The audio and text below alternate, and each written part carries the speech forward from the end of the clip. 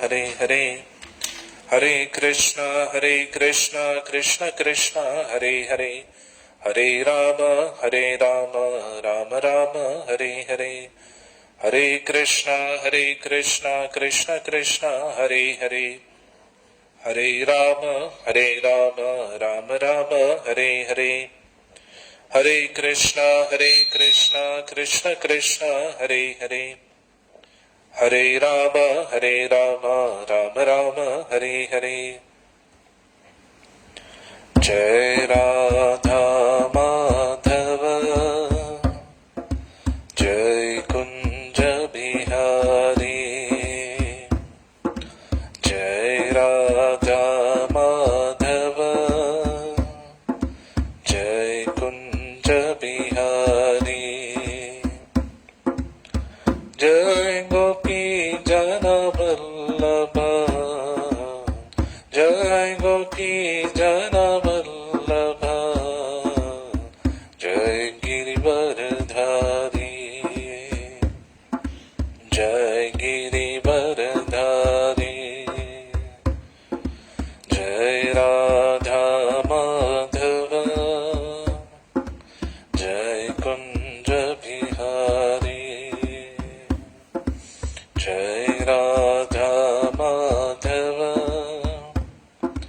ജയ കുഞ്ച ബിഹാരി. ഹരേ കൃഷ്ണ കൃഷ്ണ കൃഷ്ണ ഹരേ ഹരേ. ഹരേ രാമ രാമ രാമ ഹരേ ഹരേ. ഹരേ കൃഷ്ണ കൃഷ്ണ കൃഷ്ണ ഹരേ ഹരേ. ഹരേ രാമ രാമ രാമ ഹരേ ഹരേ. ഹരേ കൃഷ്ണ കൃഷ്ണ കൃഷ്ണ ഹരേ ഹരേ. ഹരേ രാമ രാമ രാമ ഹരേ ഹരേ. ഹരേ Krishna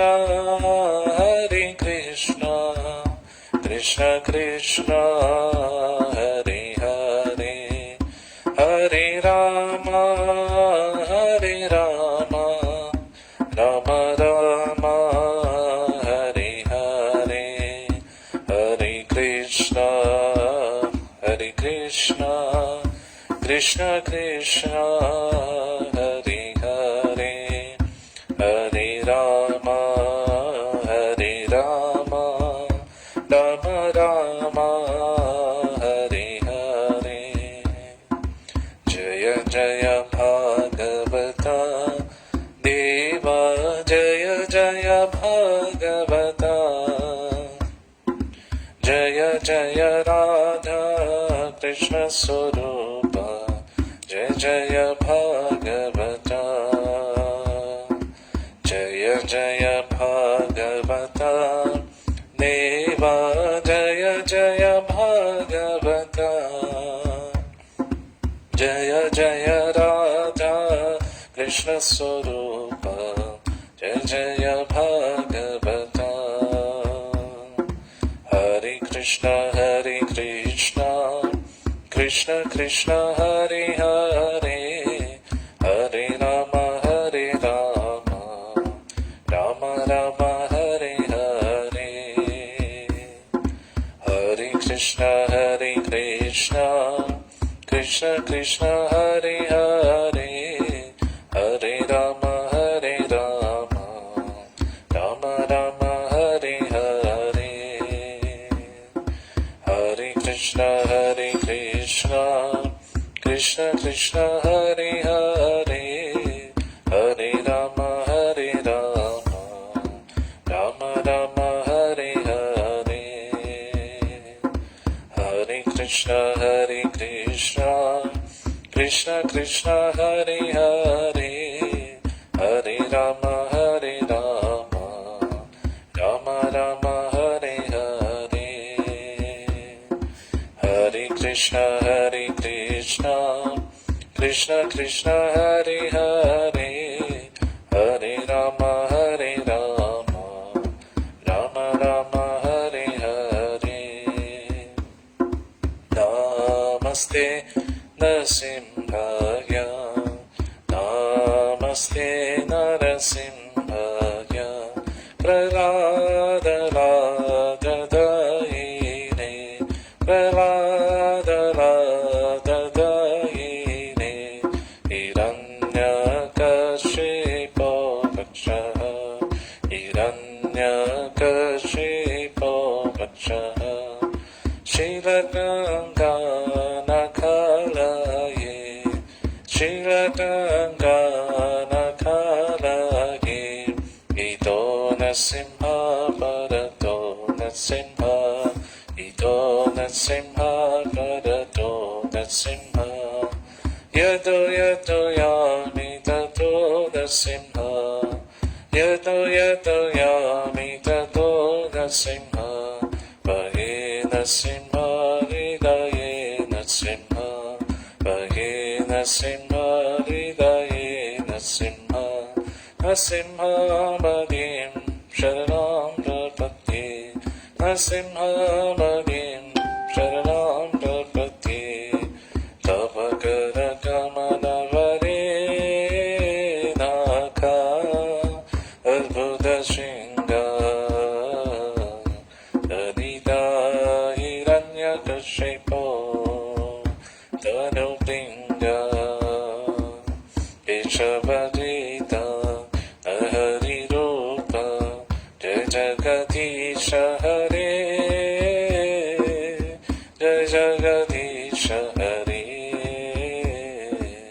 Jai Jagadisha Hare Jaya Nasimhadev Nasimhadev Nasimhadev Jaya Nasimhadev Jaya Nasimhadev Nasimhadev Nasimhadev Jaya Nasimhadev Jaya Prahlad Maharaj Prahlad Maharaj Prahlad Maharaj Jaya Prahlad Maharaj Jaya Prahlad Maharaj Prahlad Maharaj Prahlad Maharaj Jaya Prahlad Maharaj Jaya Jaya Prabhupada Prabhupada Prabhupada Prabhupada Jaya Jaya Prabhupada Prabhupada Prabhupada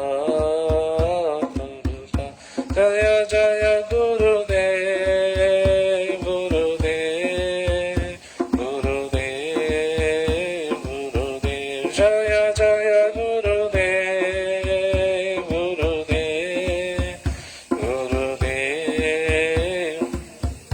Nitai Gaura Haribo Haribo Haribo Haribo Nitai Gaura Haribo Haribo Haribo सर्व भक्ति विघ्न विनाश नरसिंहदेव भगवान की भक्त श्रोमणी प्रहलाद महाराज की निताय गौर प्रेमानंदे हरि हरि बोल എല്ലാവരും പ്രസാദം കഴിച്ചിട്ടിരിക്കാം കേട്ടോ. നമ്മൾ തുടങ്ങിക്കഴിഞ്ഞാൽ എപ്പോഴാണ് തീരുന്നതെന്ന് പറയാൻ പറ്റില്ല. അഥവാ കേട്ടോ മാതാജി ഭക്തർക്ക് എല്ലാവരും ഇപ്പൊ വേണ്ടെന്ന് പറയാം. കുട്ടികൾക്ക് വിശക്കും. 2 മണിയായില്ലേ? ആണോ? അഥവാ വിശക്കുവാണെങ്കിൽ പറഞ്ഞാൽ മതി കേട്ടോ. ഓം നമോ ഭഗവതേ വാസുദേവായ ഓം നമോ ഭഗവതേ വാസുദേവായ ഓം നമോ ഭഗവതേ വാസുദേവായ നാരായണം നമസ്കൃത്യം നരം ചൈവ നരോത്തമം ദേവീം സരസ്വതീം വ്യാസം തതോ ജയമുദീരയേത് നഷ്ടപ്രായേഷു അഭദ്രേഷു നിത്യം ഭാഗവത സേവയാ ഭഗവതി ഉത്തമ ശ്ലോകേ ഭക്തിർഭവതി നൈഷ്ടകീ കൃഷ്ണായ വാസുദേവായ ദേവകീ നന്ദനായ ച നന്ദഗോപകുമാരായ ഗോവിന്ദായ നമോ നമഃ. ഓം അജ്ഞാനതിമിരന്ദസ്യ ജ്ഞാനാഞ്ജനശലാഘായ ചക്ഷുരുന്മിലിതം യേന തസ്മൈ ശ്രീ ഗുരുവേ നമഃ. ശ്രീചൈതന്യമനോഭീഷ്ടം സ്ഥാപിതം യേന ഭൂതലേ സ്വയം രൂപകഥാ മഹ്യം ദദാതി സ്വപദാന്തികം.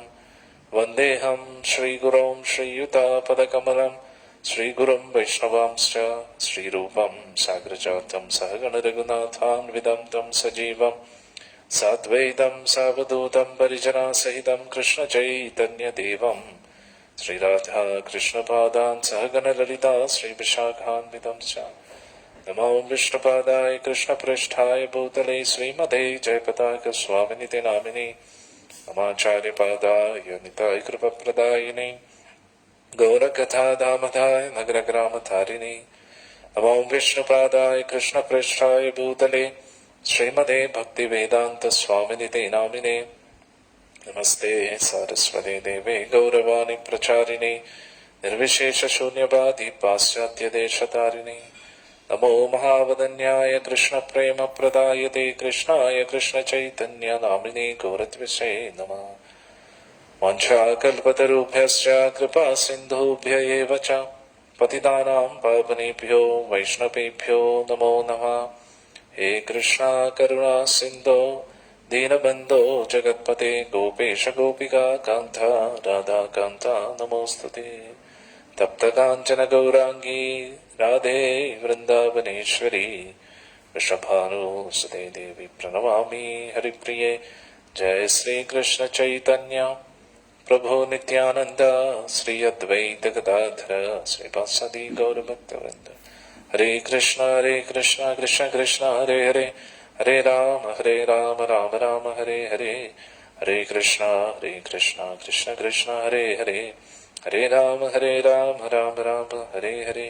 ഹരേ കൃഷ്ണ കൃഷ്ണ കൃഷ്ണ ഹരേ ഹരേ ഹരേ രാമ രാമ രാമ ഹരേ ഹരേ. മൂകം കരോതി വാചാലം പങ്കും ലങ്കായതേ ഗിരിം യത്കൃപാതമഹം വന്ദേ ശ്രീഗുരും ദീനതാരിണം പരമാനന്ദമാധവം ശ്രീചൈതന്യമീശ്വരം. ഹരി ഓം തത്സത്. അതിൽ കുറച്ച് വെള്ളം, ചൂടുവെള്ളം. ശ്രീമദ് ഭാഗവത്തിലെ 22-ാമത്തെ അധ്യായം, ദശമസ്കന്ധത്തിലെ, അതാണ് നമ്മൾ ചർച്ച ചെയ്യാൻ പോകുന്നത്.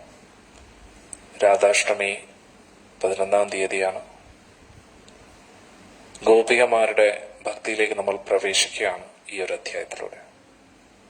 ഇതിനു വേണ്ടിയായിരുന്നു നമ്മൾ ദശമസ്കന്ധം എടുത്തത്. ശ്രീമദ് ഭാഗവതം സർവ വേദോപനിഷത്തുകളുടെയും സാരാംശമാണ്. ആ ശ്രീമദ് ഭാഗവതം പഠിച്ചു കഴിഞ്ഞാൽ പിന്നെ പ്രത്യേകിച്ച് വേദങ്ങളോ ഉപനിഷത്തുകളോ പുരാണങ്ങളോ ഒന്നും പഠിക്കേണ്ട ആവശ്യമില്ല. ഇനി ആ 12 സ്കന്ധങ്ങളുള്ള ശ്രീമദ് ഭാഗവതത്തിന്റെ സാരാംശം എന്ന് പറഞ്ഞാൽ ദശമസ്കന്ധമാണ്. അതിലെ ഏറ്റവും പ്രധാനപ്പെട്ട അധ്യായങ്ങൾ എന്ന് പറയുന്നത് രാസപഞ്ചാധ്യായം, രാസലീലയെ കുറിച്ച് വർണ്ണിക്കുന്ന 5 അധ്യായങ്ങളാണ്. അതിലേറ്റവും പ്രധാനപ്പെട്ടത് ഗോപികാഗീതമാണ്. ഇനി നമ്മൾ ഗോപികമാരുടെ ഭക്തിയിലേക്ക് പ്രവേശിക്കുകയാണ്, അത് അറിയാൻ ശ്രമിക്കുകയാണ്. ഇത് മനസ്സിലായാൽ നമുക്ക് ശ്രീമദ് ഭാഗവതം മൊത്തത്തിൽ മനസ്സിലാകും. ഇത് മനസ്സിലായില്ലെങ്കിൽ തീർച്ചയായിട്ടും ഒന്നും മനസ്സിലായില്ല ശ്രീമദ് ഭാഗവതം എന്നാണ് നമുക്ക് അറിയാൻ കഴിയുക.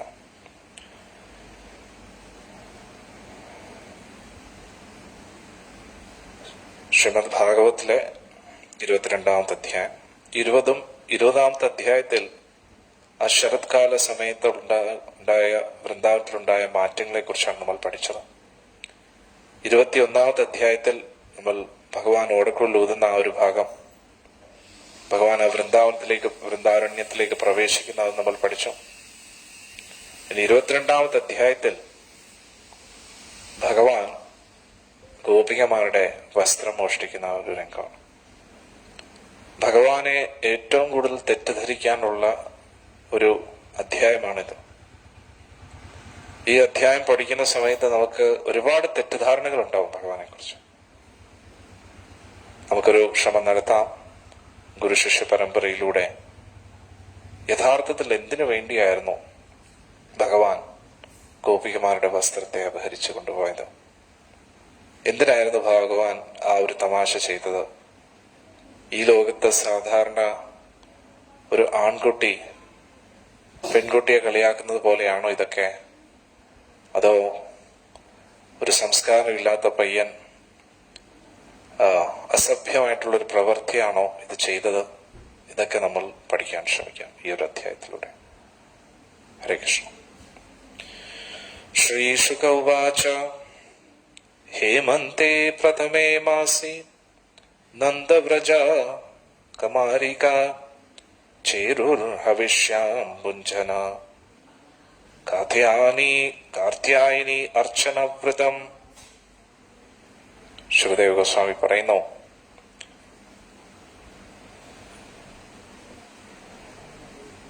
തണുപ്പുകാലം ആരംഭിച്ചു. ഗോകുലത്തിലെ അവിവാഹിതരായിട്ടുള്ള പെൺകുട്ടികൾ കാർത്യായനി വ്രതം എടുക്കാൻ തുടങ്ങി. ഇവിടെ പറയുന്നു,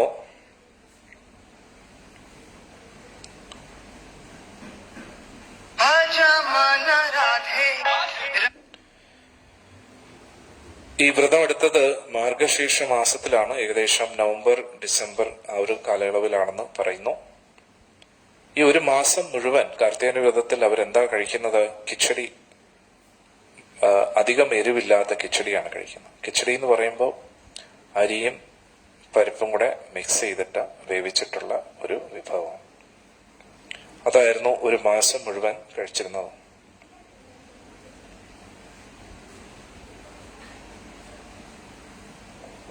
അതില് മഞ്ഞളോ വേറെ എരിവുകളോ ഒന്നും ചേർക്കാതെ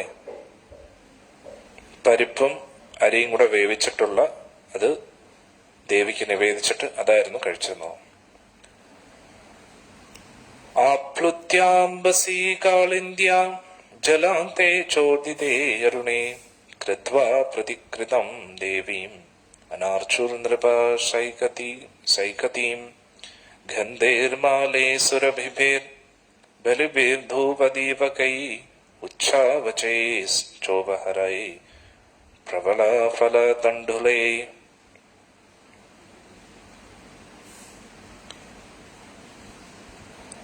അതിരാവിലെ തന്നെ ഗോപികമാരെല്ലാവരും യമുനാ നദിയിൽ കുളിച്ചുകൊണ്ടിരിക്കുകയാണ്. സൂര്യൻ ഉദിച്ചു വരികയാണ്. മണ്ണുകൊണ്ട് തന്നെ അവർ ദുർഗാദേവിയുടെ ഒരു രൂപം തയ്യാറാക്കി നദീതീരത്ത് ചന്ദനം കൊണ്ടും പല പല സുഗന്ധദ്രവ്യങ്ങൾ കൊണ്ടും ദേവിയുടെ പൂജകൾ ചെയ്തു. ദീപം, ഫലം, പല തരത്തിലുള്ള പഴവർഗ്ഗങ്ങളൊക്കെ ദേവിക്ക് സമർപ്പിച്ചു. താമ്പൂലം സമർപ്പിച്ചു. പുതിയ ഇലകൾ സമർപ്പിച്ചു.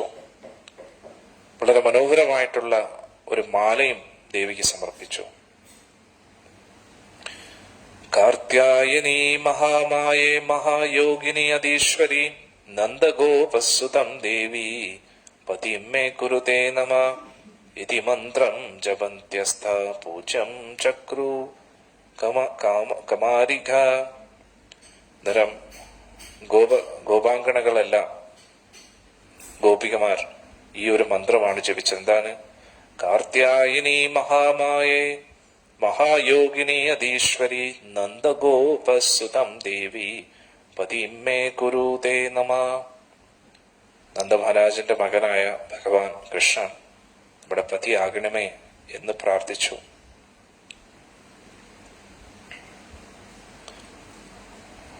എല്ലാ മായാശക്തിയുടെയും സ്രോതസ് ദേവി അവിടുന്നാണ്. എല്ലാ ശക്തികളെ നിയന്ത്രിക്കുന്ന ദേവി അവിടുന്നാണ്.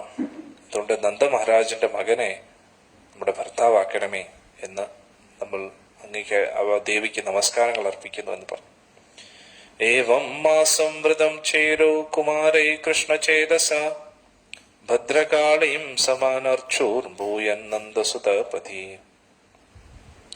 അങ്ങനെ ഒരു മാസത്തോളം വ്രതത്തിലായിരുന്നു ഗോപികമാരെല്ലാവരും. ഭദ്രകാളി ദേവിയെ ആരാധിച്ചു. പൂർണ്ണമായിട്ടും മനസ്സ് കൃഷ്ണനെ കുറിച്ച് ചിന്തിച്ചുകൊണ്ട് ശ്രീകൃഷ്ണ ഭഗവാൻ നമ്മുടെ ഭർത്താവാകണം എന്ന് പ്രാർത്ഥിക്കുവായിരുന്നു ദേവിയെടുത്ത്. ഊഷസി ഉത്ഥായ ഗോത്രേർസ്വൈർ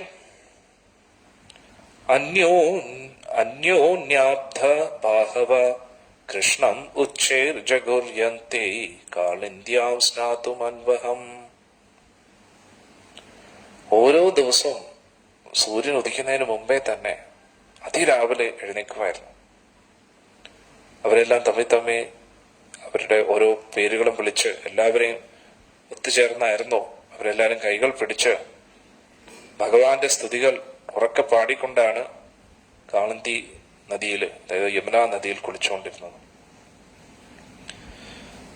നദ്യാ കദാചിത്താഗത്യ തീരെ നിക്ഷിപ്യ പൂർവവത് വാസാംസി കൃഷ്ണം ഗായന്ത്യോ വിജാഹ്രൂ സലിലേ മുധ. ഒരു ദിവസം ഗോപികമാരെല്ലാവരും അവരുടെ വസ്ത്രങ്ങൾ നദീതീരത്തായിട്ട് വെച്ചു. അവരുടെ വ്രതം പൂർത്തിയാവുന്ന ആ ദിവസമായിരുന്നു അത്.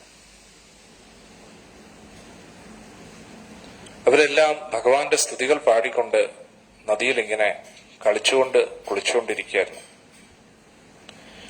ഭഗവാൻസ്തദവിപ്രീത്യ കൃഷ്ണോ യോഗേശ്വരേശ്വര വയസ്സേർ ആവൃതസ്തത്ര ഗതസ്തത് കർമ്മ സിദ്ധയേ.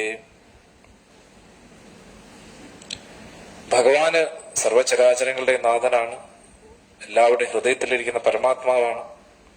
ഭഗവാന് മനസ്സിലായി ഗോപികമാർ എന്താണ് ചെയ്തുകൊണ്ടിരിക്കുന്നത്. അതുകൊണ്ട് ഭഗവാൻ ഗോപികമാരെ അനുഗ്രഹിക്കാൻ തീരുമാനിച്ചു. അത് നിർത്തിയോ? മോട്ടർ താസാം വസാംസി ഉപധായ നീപം ആരുഹ്യ സത്വര ഹസദ്ഭി പ്രഹസാൻ ബാലൈ പരിഹാസം ഉവാചഃ. ഗോപികമാരുടെ വസ്ത്രങ്ങളൊക്കെ ഭഗവാൻ എടുത്തു. എന്നിട്ട് പെട്ടെന്ന് തന്നെ ഒരു കദംബ വൃക്ഷത്തിന്റെ മുകളിൽ കയറിയിരുന്നു. എന്നിട്ട് ഉറക്കെ ചിരിക്കാൻ തുടങ്ങി. ഭഗവാന്റെ കൂട്ടുകാരും കൂട്ടത്തിലുണ്ടായിരുന്നു. അവരെല്ലാരും ഉറക്കെ ചിരിക്കാൻ തുടങ്ങി. എന്നിട്ട് ഗോപികമാരോട് ഇങ്ങനെ തമാശയ്ക്ക് പറഞ്ഞു, അത്രാഗത്യ ബലാകാമം സ്വം സംവാസ പ്രഗൃഹ്യതാം സത്യം പ്രവാനിനോ നർമ്മ യദ്യൂയം മൃതകർഷിത.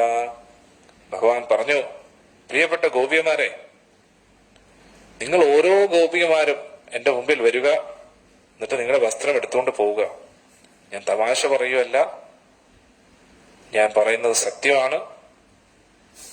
നിങ്ങളെല്ലാം വ്രതം കഴിഞ്ഞ് തളർന്നിരിക്കുകയാണ്.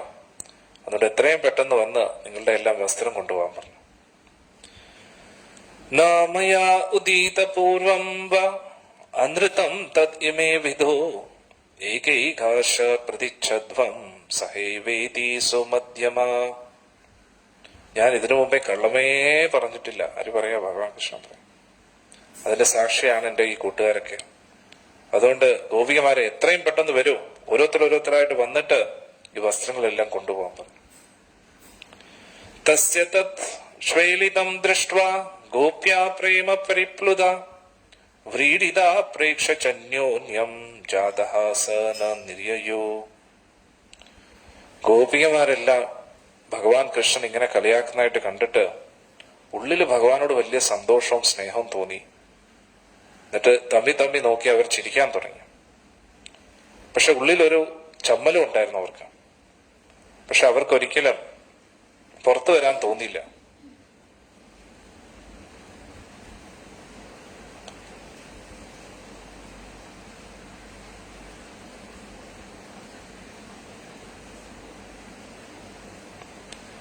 ഏവം ബ്രുവതി ഗോവിന്ദേ നർമ്മനാക്ഷിപ്ത ചേതസ അകാന്ത മഗ്നസീതോദേ വേപമാനസ്തം അബ്രുവം. ഇങ്ങനെ ഭഗവാൻ ഗോപികമാരോട് സംസാരിച്ചപ്പോ ഗോപികമാർ വളരെ സന്തോഷത്തിലായിരുന്നു. അവർ കഴുത്തുവരെ വെള്ളത്തിൽ മുങ്ങി ഇരിക്കുകയായിരുന്നു. അതിരാവിലെയാണ് അവർ കുളിച്ചുകൊണ്ടിരുന്നത്. അതുകൊണ്ട് തന്നെ നല്ല തണുപ്പ് അനുഭവപ്പെട്ടു. അവർ ഭഗവാനോട് ഇങ്ങനെ പറഞ്ഞു, മാ അനയം ഭോ കൃതസ്ത്വം തു നന്ദഗോപസുതം പ്രിയം ജാനിമോ അംഗവ്രജ ശ്ലാഘ്യാം ദേഹി വസാംസി വേപിത. ഗോപികമാരൻ പറഞ്ഞു, കൃഷ്ണ, ഇങ്ങനെ ഒരു ചതിവ് ചെയ്യരുത്. അങ്ങ് നന്ദമഹാരാജന്റെ പുത്രനല്ലേ, എല്ലാവരും അങ്ങേ ബഹുമാനിക്കുന്ന വ്യക്തിയല്ലേ, അങ്ങ് നമുക്ക് എല്ലാവർക്കും വളരെ പ്രിയപ്പെട്ട ആളാണ്. അതുകൊണ്ട് നമ്മുടെ വസ്ത്രം തിരിച്ചു തരണം. ഈ തണുപ്പത്ത് നമ്മളിങ്ങനെ വിറയ്ക്കുന്ന അങ്ങ് കാണുന്നില്ലേ എന്ന് ഗോപികമാർ പറഞ്ഞു. ശ്യാമസുന്ദരതേ ദാസ്യ കരവാമത്തവോദിതം ദേഹി വസാംസി ധർമ്മജ്ഞ നോചേദ്രാജ്ഞേ ബ്രുവാമഹേ. ശ്യാമസുന്ദര, നമ്മളെല്ലാം അവിടുത്തെ ദാസിമാരാണ്. അങ്ങ് പറയുന്ന എന്തും കേൾക്കാൻ നമ്മൾ തയ്യാറാണ്. പക്ഷെ നമ്മുടെ വസ്ത്രം തിരിച്ചു തരണം. അങ്ങേക്ക് അറിഞ്ഞുകൂടെ ധർമ്മം എന്താണെന്നും അധർമ്മം എന്താണെന്നും? അങ്ങ് വസ്ത്രങ്ങൾ തിരിച്ചു നൽകിയില്ല എങ്കിൽ തീർച്ചയായിട്ടും നമ്മൾ പരാതി പറയും രാജാവിനോട് എന്ന് പറഞ്ഞു. ശ്രീ ഭഗവാനുവാച ഭവത്യോ യദി മേ ദാസ്യോ മയോക്തം വാ കരിഷ്യത അത്ര ഗത്യാ സ്വവസാംസി പ്രതിച്ഛദ്ദ ശുചിസ്മിത നോചേന്നാഹം പദസ്യേക്യം ക്രുദ്ധോ രാജ കരിഷ്യതി. ഭഗവാൻ പറഞ്ഞു. ഇവിടെ പ്രധാനമായിട്ട് നമ്മൾ മനസ്സിലാക്കേണ്ടത് വ്യാസമഹർഷി പറയുകയാണ്, ശ്രീ ഭഗവാനുവാച. ഇത് സാധാരണ ഒരു പയ്യനല്ല, സാക്ഷാൽ ഭഗവാൻ. ഭഗവാൻ ചെയ്ത ലീലകൾ നമ്മൾ ആര് ചെയ്താലും ഇത് വലിയ അപരാധമാണ്, അധർമ്മമാണ്. പക്ഷെ ഇത് ഭഗവാനാണെന്ന് മനസ്സിലാക്കുക. ഗോപികമാരെല്ലാവരും വ്രതം എടുത്തത് തന്നെ ഭഗവാനെ ഭർത്താവായിട്ട് ലഭിക്കാൻ വേണ്ടിയാണ്. എല്ലാ ദിവസവും ഭഗവാൻ പശുക്കളെ മേയ്ക്കാനായിട്ട് പോകുന്ന സമയത്ത്, പശുക്കളെ മേയിച്ച് നടക്കുന്ന സമയത്ത് ഗോപികമാരുടെ എല്ലാവരുടെയും ആഗ്രഹം ഭഗവാൻ നമ്മളോടൊന്ന് സംസാരിക്കണമെന്ന്, നമ്മളോട് അടുത്തൊന്ന് തമാശ പറയണം എന്നൊക്കെയാണ് ഗോപികമാരുടെ ആഗ്രഹം. അതൊരിക്കലും നടന്നിട്ടില്ല. അതാണ് നമ്മൾ പ്രധാനമായിട്ട് മനസ്സിലാക്കുന്നത്. ഇത് സാധാരണ ഒരു വ്യക്തിയല്ല എന്ന് നമ്മൾ മനസ്സിലാക്കും. സാക്ഷാൽ ഭഗവാനാണ്. സാക്ഷാൽ മഹാദേവനും ബ്രഹ്മദേവനും എല്ലാ 33 ദേവന്മാരും ആഗ്രഹിക്കുന്നു ഭഗവാന്റെ അടുത്ത് നിൽക്കാൻ. അന്നേരം ഗോപികമാരുടെ ഉള്ളിൽ എന്തുകൊണ്ട് ആഗ്രഹം വരത്തില്ല എന്നുകൂടെ നമ്മൾ മനസ്സിലാക്കണം. നമുക്ക് എല്ലാവർക്കും ഭഗവാനോട് ഇത്രയും ഇഷ്ടമാണ്. ഭഗവാനെ കുറിച്ച് കേട്ടിട്ടുള്ളതേ ഉള്ളൂ നമ്മൾ. പക്ഷെ എന്നിട്ടും ഗുരുവായൂരപ്പനെ കാണാൻ വേണ്ടി എത്രയോ ദൂരത്തിൽ നിന്ന് നമ്മൾ വരികയാണ്. കുറച്ച് സെക്കൻഡ്സ് ഭഗവാനെ കാണാൻ വേണ്ടി. അതും ഭഗവാനെ നേരിട്ട് കാണുകയാണോ? ഭഗവാന്റെ വിഗ്രഹം ഭഗവാൻ തന്നെയാണ്. എങ്കിലും പ്രത്യക്ഷത്തിൽ നമ്മൾ വ്യക്തിരൂപത്തിൽ ഭഗവാനെ കാണാൻ പറ്റുന്നുണ്ടോ എന്ന് ചോദിച്ചാൽ ഇല്ല. പക്ഷെ വിഗ്രഹരൂപത്തിൽ ഭഗവാന്റെ കാരുണ്യം നൽകുകയാണ്. വിഗ്രഹം ഭഗവാനല്ല എന്നല്ല. നമ്മുടെ യോഗ്യതയ്ക്കനുസരിച്ചാണ് വിഗ്രഹത്തെ ഭഗവാനായിട്ടും ഭഗവാൻ അല്ലാതെയായിട്ടും കാണുന്നത്. നമുക്ക് യോഗ്യത ഉണ്ടെങ്കിൽ അതൊരു കല്ലായിട്ടല്ല നമുക്ക് കാണാൻ പറ്റുന്നത്, സാക്ഷാൽ ഭഗവാനായിട്ട് തന്നെ കാണാൻ പറ്റും. അതൊരു സങ്കല്പമല്ല, യാഥാർത്ഥ്യമാണ്. നമുക്ക് നോക്കുമ്പോ ഒരു കല്ലാണെന്ന് തോന്നും. കാരണം നമ്മുടെ കണ്ണു വെച്ച് കല്ലിനെയും മണ്ണിനെയും മാത്രമേ നമുക്ക് കാണാൻ കഴിയൂ. പക്ഷേ ഭഗവാന്റെ അനുഗ്രഹം ലഭിച്ചാൽ, ഗുരുശിഷ്യ പരമ്പരയിലൂടെ ഭഗവാന്റെ അനുഗ്രഹം ലഭിച്ചു കഴിഞ്ഞാൽ നമുക്ക് മനസ്സിലാക്കാൻ കഴിയും ഭഗവാനും ഈ വിഗ്രഹമായിട്ട് ഒരു വ്യത്യാസമില്ല. ഇവിടെ ഒരു സങ്കല്പമല്ല. പല പ്രാവശ്യവും സത്സംഗത്തിൽ പറഞ്ഞതുപോലെ നമ്മുടെ സ്വാതന്ത്ര്യ സമരത്തിന് പോരാടിയ കുറച്ച് വിശിഷ്ട വ്യക്തികളുടെ പ്രതിമ ഉണ്ടാക്കുന്നത് പോലെയല്ല ഭഗവാന്റെ ഒരു പ്രതിമ ഉണ്ടാക്കുകയല്ല വിഗ്രഹം എന്ന് പറയുന്നത്. ഭഗവാന്റെ ഓർമ്മയ്ക്കായിട്ട് അല്ല അവിടെ പ്രതിമ ഉണ്ടാക്കിയിരിക്കുന്നത്. അതൊരു പ്രതിമയല്ല. ഭഗവാനുമായിട്ട് കമ്മ്യൂണിക്കേറ്റ് ചെയ്യാൻ, ഭഗവാനുമായിട്ട് കണക്ട് ചെയ്യാൻ പറ്റിയ ഏറ്റവും വലിയ വഴിയാണ് വിഗ്രഹസേവ എന്ന് പറയുന്നത്.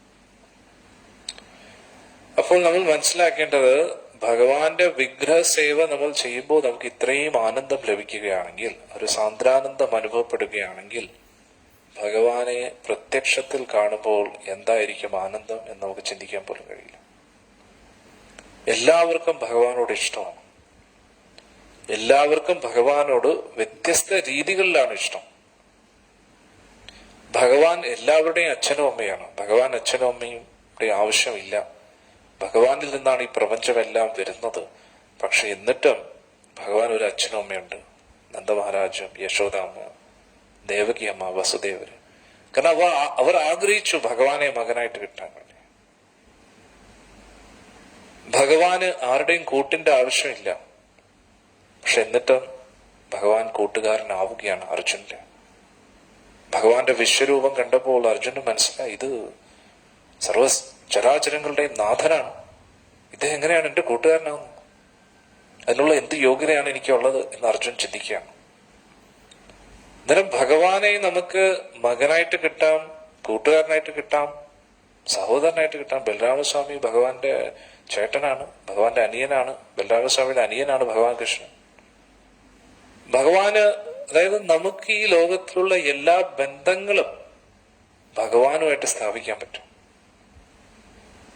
അതാണ് നമ്മൾ മനസ്സിലാക്കുന്നത്. നമുക്ക് ഏത് ബന്ധത്തിനോടാണ് ഭഗവാനോട് താല്പര്യം, അതിനനുസരിച്ച് നമുക്ക് ഭഗവാനായിട്ട് ഒരു ബന്ധം സ്ഥാപിക്കാൻ പറ്റും.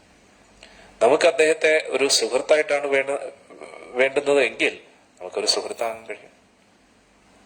നമുക്ക് അദ്ദേഹത്തെ മകനായിട്ടാണ് വേണ്ടത് എങ്കിൽ നമുക്കൊരു ഭഗവാനെ മകനായിട്ട് നമുക്ക് കിട്ടും. പക്ഷെ നന്ദമഹാരാജിന്റെയും യശോദാമ്മയുടെയും സ്ഥാനം നമുക്ക് കിട്ടത്തില്ല. പക്ഷെ ഒരു വാത്സല്യം അത് അനുഭവിക്കാനുള്ള, ഭഗവാനോടൊരു വാത്സല്യം കൊടുക്കാനും ഭഗവാന്റെ ഒരു അച്ഛനോടുള്ള ഒരു സ്നേഹം പോലെ ഒരു തിരിച്ചൊരു സ്നേഹം കിട്ടാനും നമുക്ക് കഴിയും. ഇത് സാങ്കല്പികമല്ല, യാഥാർത്ഥ്യമാണ്. അതേപോലെ ഭഗവാന്റെ ഒരു സേവകനായിട്ട് ഇരിക്കാനും നമുക്ക് കഴിയും, ഭഗവാന്റെ ദാസനായിട്ട്.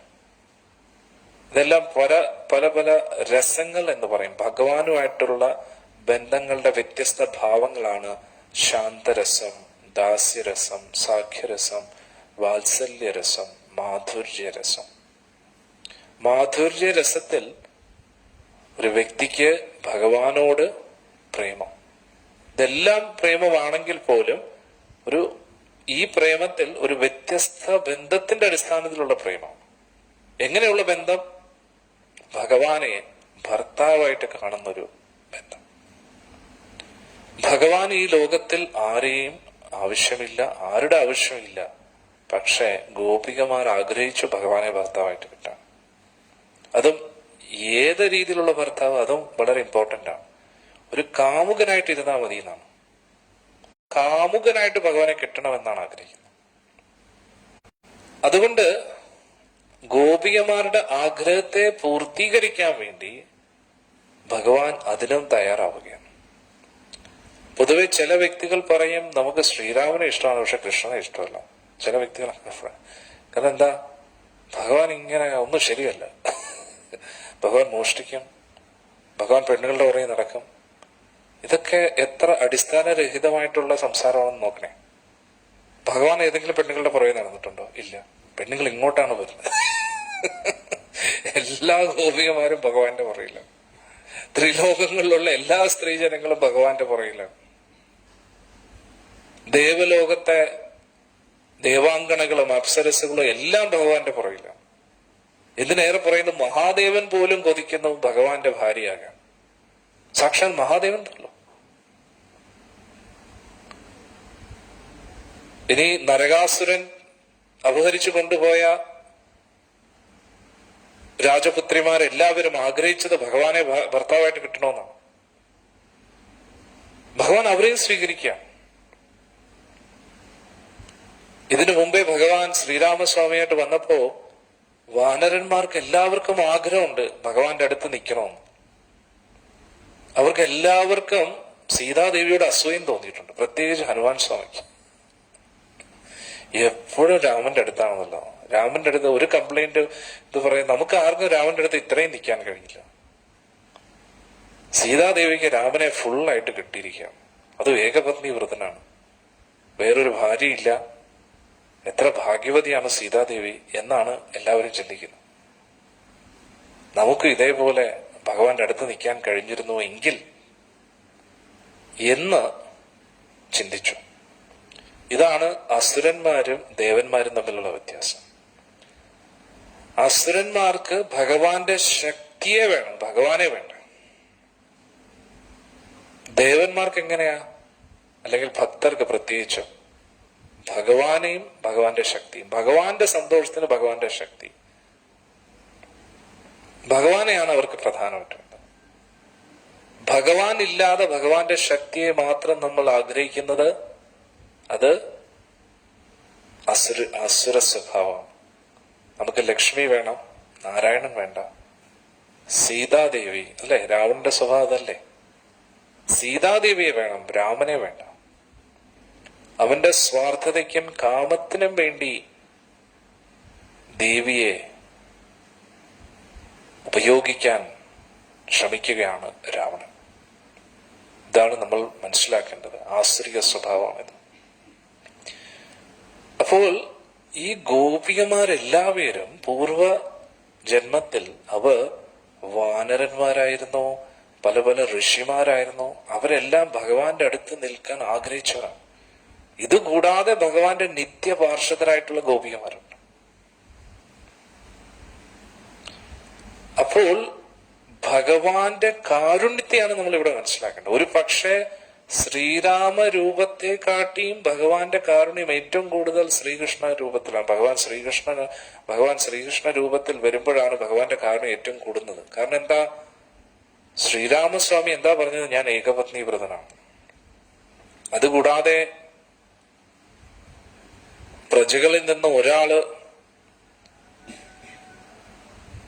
സീതാദേവിയെ കുറിച്ച് കുറ്റം പറഞ്ഞപ്പോൾ ഭഗവാൻ ആ സ്ഥാനത്തിരിക്കുന്നതുകൊണ്ട്, രാജാവിൻ്റെതായിട്ടുള്ള പദവിയിൽ ഇരിക്കുന്നതുകൊണ്ട് പ്രജകൾക്ക് വേണ്ടി സീതാദേവിയെ ഉപേക്ഷിക്കേണ്ടി വന്നു.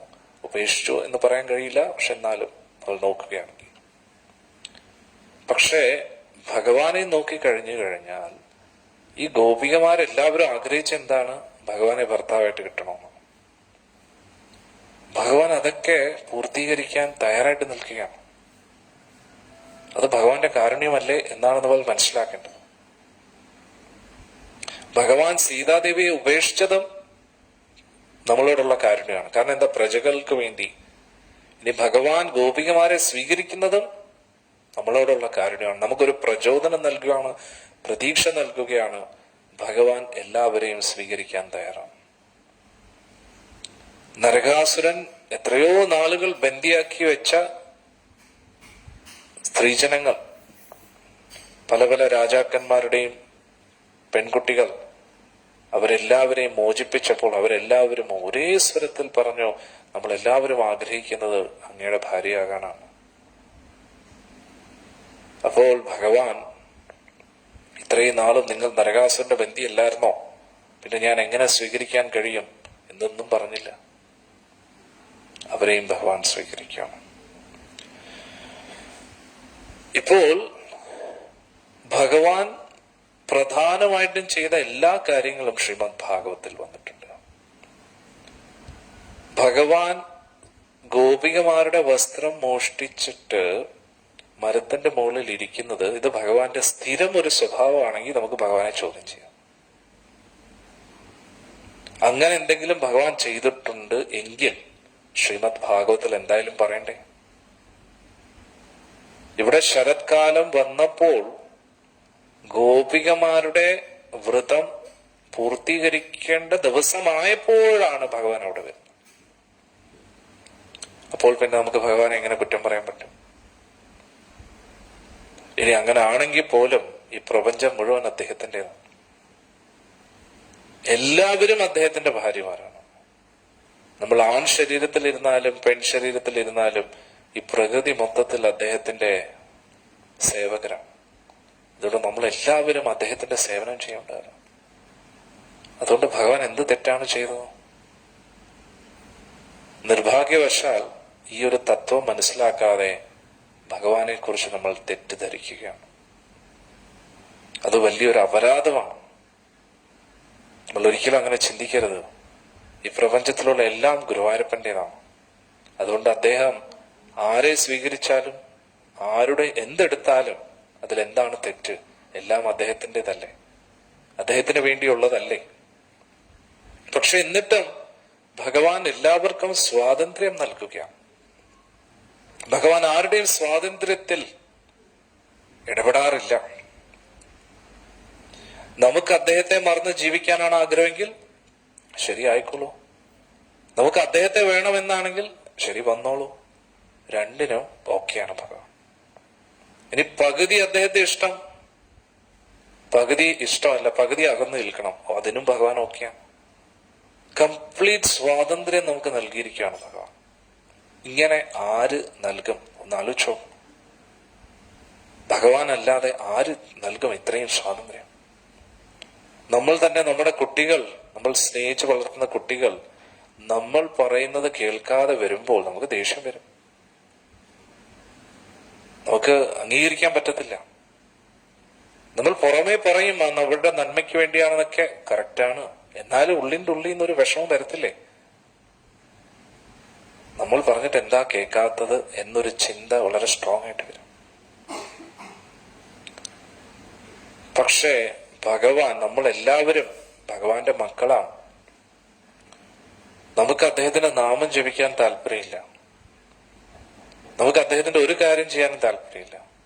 പക്ഷെ അദ്ദേഹത്തിന്റെ ഇഷ്ടമല്ലാത്ത കാര്യങ്ങൾ ചെയ്യാൻ വലിയ താല്പര്യമാണ്. ഭഗവാൻ എന്തെങ്കിലും നമുക്കായിട്ട് ദുരിതങ്ങൾ നൽകുന്നുണ്ടോ? ഇല്ല. പക്ഷേ ഭഗവാൻ ആയിട്ട് നമ്മുടെ ജീവിതത്തിൽ പ്രശ്നങ്ങൾ കൊണ്ടുവരുന്നതല്ല, നമ്മൾ ചെയ്യാൻ പാടില്ലാത്തത് ചെയ്യുന്നത് കൊണ്ട് അത് സ്വാഭാവികമായിട്ട് നമ്മുടെ ജീവിതത്തിൽ പ്രശ്നങ്ങളായിട്ട് മാറുകയാണ്. അപ്പോൾ നമ്മൾ മനസ്സിലാക്കേണ്ടത് ഭഗവാന്റെ ഭാവം എന്താണ് നമ്മൾ മനസ്സിലാക്കണം. പല വ്യക്തികളും, ഞാൻ സത്സംഗത്തിൽ പല പ്രാവശ്യം പറയുന്ന പോലെ, ഭഗവാൻ കൃഷ്ണന്റെ ഭക്തിയിൽ പോകരുത്, ഭഗവാൻ കുറെ പരീക്ഷിക്കും എന്നൊക്കെ ചിന്തിക്കുന്നു. ഭഗവാൻ നമ്മളെ പരീക്ഷിച്ചിട്ട് എന്ത് കിട്ടാനാണ്? എന്ത് കിട്ടാനാണ്? നമ്മുടെ ഇന്ന് എന്ത് കിട്ടാനാണ് ഭഗവാന്? നമുക്ക് എന്തെങ്കിലും ഉണ്ടോ ഭഗവാന് വേണ്ടി കൊടുക്കാനായിട്ട്? ഇനി എന്തെങ്കിലും ഉണ്ടെങ്കിലും അത് ആര് നൽകിയതാണ്? ഭഗവാൻ തന്നെ നൽകിയതാണ്. ആകെയുള്ളത് ഈ വൃത്തികെട്ട ശരീരമാണ്. ഇതുകൊണ്ട് ആർക്കും എന്ത് പ്രയോജനം? പിന്നെ ഒരു പ്രയോജനം ഇല്ലാത്തൊരു നാവും, അതിൽ നിന്ന് വരുന്ന ശബ്ദവും എല്ലാം മറ്റുള്ളവരെ കുറിച്ചുള്ള കുറ്റവും, പിന്നെ നമ്മളെ കുറിച്ച് പുകഴ്ത്തിയുള്ള സംസാരം. ഇതല്ലാതെ വേറൊന്നും ഈ നാവിൽ നിന്ന് വരുന്നില്ല. ഒന്നീ ശരീരം, പിന്നെ നമ്മുടെ നാവ് കൊണ്ട് വരുന്നതെല്ലാം മറ്റുള്ളവരെ കുറിച്ച് കുറ്റം, അല്ലെങ്കിൽ നമ്മളെ കുറിച്ച് പൊക്കി പറയാം. ഇതുകൊണ്ട് ആർക്കെന്ത് പ്രയോജനം? ഇനി എന്തെങ്കിലും കഴിവുകൾ നമുക്കുണ്ടോ? ഇല്ല. ഇനി അഥവാ കഴിവുകൾ ഉണ്ടെങ്കിലും അതും ഭഗവാന്റെ കാരുണ്യത്താൽ ലഭിച്ച കഴിവുകളാണ്. അതുകൊണ്ട് നമുക്ക് സത്യം പറഞ്ഞാൽ ഒന്നുമില്ല കൊടുക്കാൻ ഭഗവാൻ വേണ്ടി. ഇനി ഭഗവാന് വേണ്ടി എന്തെങ്കിലും കൊടുക്കാനാണെങ്കിലോ, എന്തെങ്കിലും നമ്മുടേതായിട്ടുള്ള കർമ്മഫലം ഭഗവാന് വേണ്ടി സമർപ്പിക്കാനാണെങ്കിലോ, അതിന് ഒരു 100 പ്രാവശ്യം ആലോചിക്കണം. ഇത്രയും വേണോ? ഇത്രയും കൊടുക്കേണ്ട ആവശ്യമുണ്ടോ എന്നൊക്കെ നമ്മൾ ചിന്തിക്കും. ഇത് കൂടി പോകത്തില്ലേ? ഒരിക്കൽ ഒരു തമാശയാണ്. ഒരു പണക്കാരൻ ലോട്ടറി ടിക്കറ്റ് എടുത്തു. അപ്പോൾ ഗുരുവായൂരപ്പനോട് പറഞ്ഞു, ഗുരുവായൂരപ്പ, 1ാം സമ്മാനമായ 1 കോടി രൂപ എനിക്ക് അടിക്കുകയാണെങ്കിൽ അതിന്റെ പകുതി ഗുരുവായൂരപ്പന് ഞാൻ നൽകുന്നു. അന്നേരം ലോട്ടറി ടിക്കറ്റ് റിസൾട്ട് വന്നപ്പോ 2ാം സമ്മാനമായ 50 ലക്ഷം രൂപയാണ് അടിച്ചത്. ഉടനെ ആള് പറഞ്ഞു, അങ്ങ് വലിയ ബുദ്ധിമാനാണ്, പകുതി എടുത്തിട്ട് എനിക്ക് നൽകിയല്ലേ? ഓക്കെ, കുഴപ്പമില്ല, താങ്ക് യു. അന്നേരം പറഞ്ഞത് പ്രകാരം എന്താ ചെയ്യേണ്ടത്? 50 ലക്ഷത്തിന്റെ പകുതിയും കൂടെ ഭഗവാന് കൊടുക്കാം. പക്ഷെ ഞാൻ പറഞ്ഞു 1 കോടിയല്ലേ, എനിക്ക് എത്ര കിട്ടി? 50 ലക്ഷം. എന്റെ അടുത്ത് എന്താ, ഭഗവാൻ ആദ്യമേ 50 ലക്ഷം എടുത്തിട്ടാണ് എനിക്ക് നൽകിയിരിക്കുന്നത്. അന്നേരം ഭഗവാൻ എന്തെങ്കിലും കൊടുക്കണമെങ്കിലും പിശുക്കിയാണ് കൊടുക്കുന്നത്. പക്ഷെ നമ്മൾ ആലോചിക്കണം, നമുക്ക് ഭഗവാൻ എന്താണ് നൽകാത്തത്? എത്രമാത്രം നമുക്ക് നൽകിയിട്ടുണ്ടെന്ന് നമ്മൾ ചിന്തിക്കണം. പ്രവർത്തിക്കുന്ന ഒരു ശരീരം, മനസ്സിന് കുറച്ച് സമാധാനമെങ്കിലും ഇല്ലേ? നമ്മുടെ ജീവിതത്തിൽ സമാധാനം കെടുന്നത് ആവശ്യമില്ലാത്ത ചിന്തകളും ആഗ്രഹങ്ങളും ഹൃദയത്തിൽ സൂക്ഷിക്കുന്നുണ്ട്. അർഹിക്കാത്തത് ആഗ്രഹിക്കുന്നതുകൊണ്ടാണ് എല്ലാവരുടെയും മനസ്സമാധാനം പോകുന്നത്. നമ്മൾ ഒരു സമാധാനമായിട്ട് ഇരിക്കാൻ നമ്മളെ കൊണ്ട് പറ്റും. പക്ഷെ അനാവശ്യ ചിന്തകൾ നമ്മുടെ ഹൃദയത്തിൽ ഇങ്ങനെ നിറയുന്നത് കൊണ്ടാണ് സമാധാനം കെട്ടുപോകുന്നത്. അന്നേരം ഭഗവാൻ നല്ലൊരു ശരീരം നൽകി, സമാധാനമുള്ള മനസ്സും നൽകി, നല്ലൊരു പ്രകൃതി നമുക്ക് നൽകി. നമ്മളായിട്ടാണ് ഈ പ്രകൃതിയെ നശിപ്പിച്ചുകൊണ്ടിരിക്കുന്നത്. ആലോചിച്ച് നോക്കണം. എന്നിട്ട് നമ്മൾ മനസ്സിലാക്കേണ്ടത് ഭഗവാൻ കൃഷ്ണൻ ഭഗവാനാണ്. ഭഗവാൻ എന്ന് പറഞ്ഞ ആരാ? ഭഗവാൻ. ആരാണ് ഭഗവാൻ? ധനവാൻ എന്ന് പറഞ്ഞാൽ സമ്പത്തുള്ള വ്യക്തി, ജ്ഞാനവാൻ എന്ന് പറഞ്ഞാൽ ജ്ഞാനമുള്ള വ്യക്തി. ഭഗവാൻ എന്ന് പറഞ്ഞാൽ എന്താണ്? ഭഗമുള്ള വ്യക്തി. ഭഗം ഭാഗ്യം ഏകദേശം ഒന്ന് തന്നെയാണ്. ഭാഗ്യമുള്ള വ്യക്തി. ഭാഗ്യം എന്ന് നമ്മൾ വിചാരിക്കുന്ന എന്താണ്? ഒട്ടും പ്രതീക്ഷിക്കാതെ ലോട്ടറി അടിക്കുന്നതോ അല്ലെങ്കിൽ പെട്ടെന്ന് ഒരു എന്തെങ്കിലുമൊക്കെ കിട്ടുന്ന അതിനെയാണ് ഭാഗ്യം എന്ന് പറയുന്നത്. പക്ഷെ യഥാർത്ഥത്തിൽ ഭാഗ്യം എന്ന് പറഞ്ഞാൽ സർവ്വ ഐശ്വര്യങ്ങളും ഉള്ള വ്യക്തി എന്നാണ്. ആ വ്യക്തിയാണ് ഭഗവാൻ എന്ന് പറയുന്നത്. എന്താണ് ആ വാക്കിന്റെ അർത്ഥം? 6 കാര്യങ്ങൾ പരിപൂർണമായിട്ട് ഒരു വ്യക്തിയിലുണ്ടെങ്കിൽ ആ വ്യക്തിയെ ഭഗവാൻ എന്ന് പറയും. പക്ഷെ അത് ഒരാൾക്കേ ഉള്ളൂ, അതാണ് ശ്രീകൃഷ്ണ ഭഗവാൻ. ബാക്കി ദേവന്മാർക്കെല്ലാം അത് ഭാഗികമായിട്ടേ ഉള്ളൂ. ഈ 6 ഐശ്വര്യങ്ങളും പരിപൂർണമായിട്ട് ആരിലുണ്ടോ അദ്ദേഹമാണ് ഭഗവാൻ. എന്തൊക്കെയാണ് ഈ 6 ഐശ്വര്യങ്ങൾ? അറിവ്. ഭഗവാനിൽ നിന്നാണ് എല്ലാ അറിവുകളും വരുന്നത്. വേദങ്ങളെല്ലാം ഭഗവാൻ തന്നെയാണ് ബ്രഹ്മദേവന് ഉപദേശിച്ചു കൊടുക്കുന്നത്. അറിവെന്ന് പറയുമ്പോൾ എന്താണ്? ഈ ലോകമായിട്ട് ബന്ധപ്പെട്ട അറിവ്. ഈ ലോകത്തെ സൃഷ്ടിച്ച ആളാണ് ഭഗവാൻ. അപ്പൊ അദ്ദേഹത്തിന്റെ അത്രയും അറിവ് ആർക്കെങ്കിലും ഉണ്ടാവും? സൃഷ്ടിക്ക് മുമ്പേ അദ്ദേഹമുണ്ട്. സൃഷ്ടി നിലനിർത്തുന്ന അദ്ദേഹമാണ്. സൃഷ്ടി അവസാനിക്കുമ്പോൾ എല്ലാം ഭഗവാനിൽ ചേരുന്നു.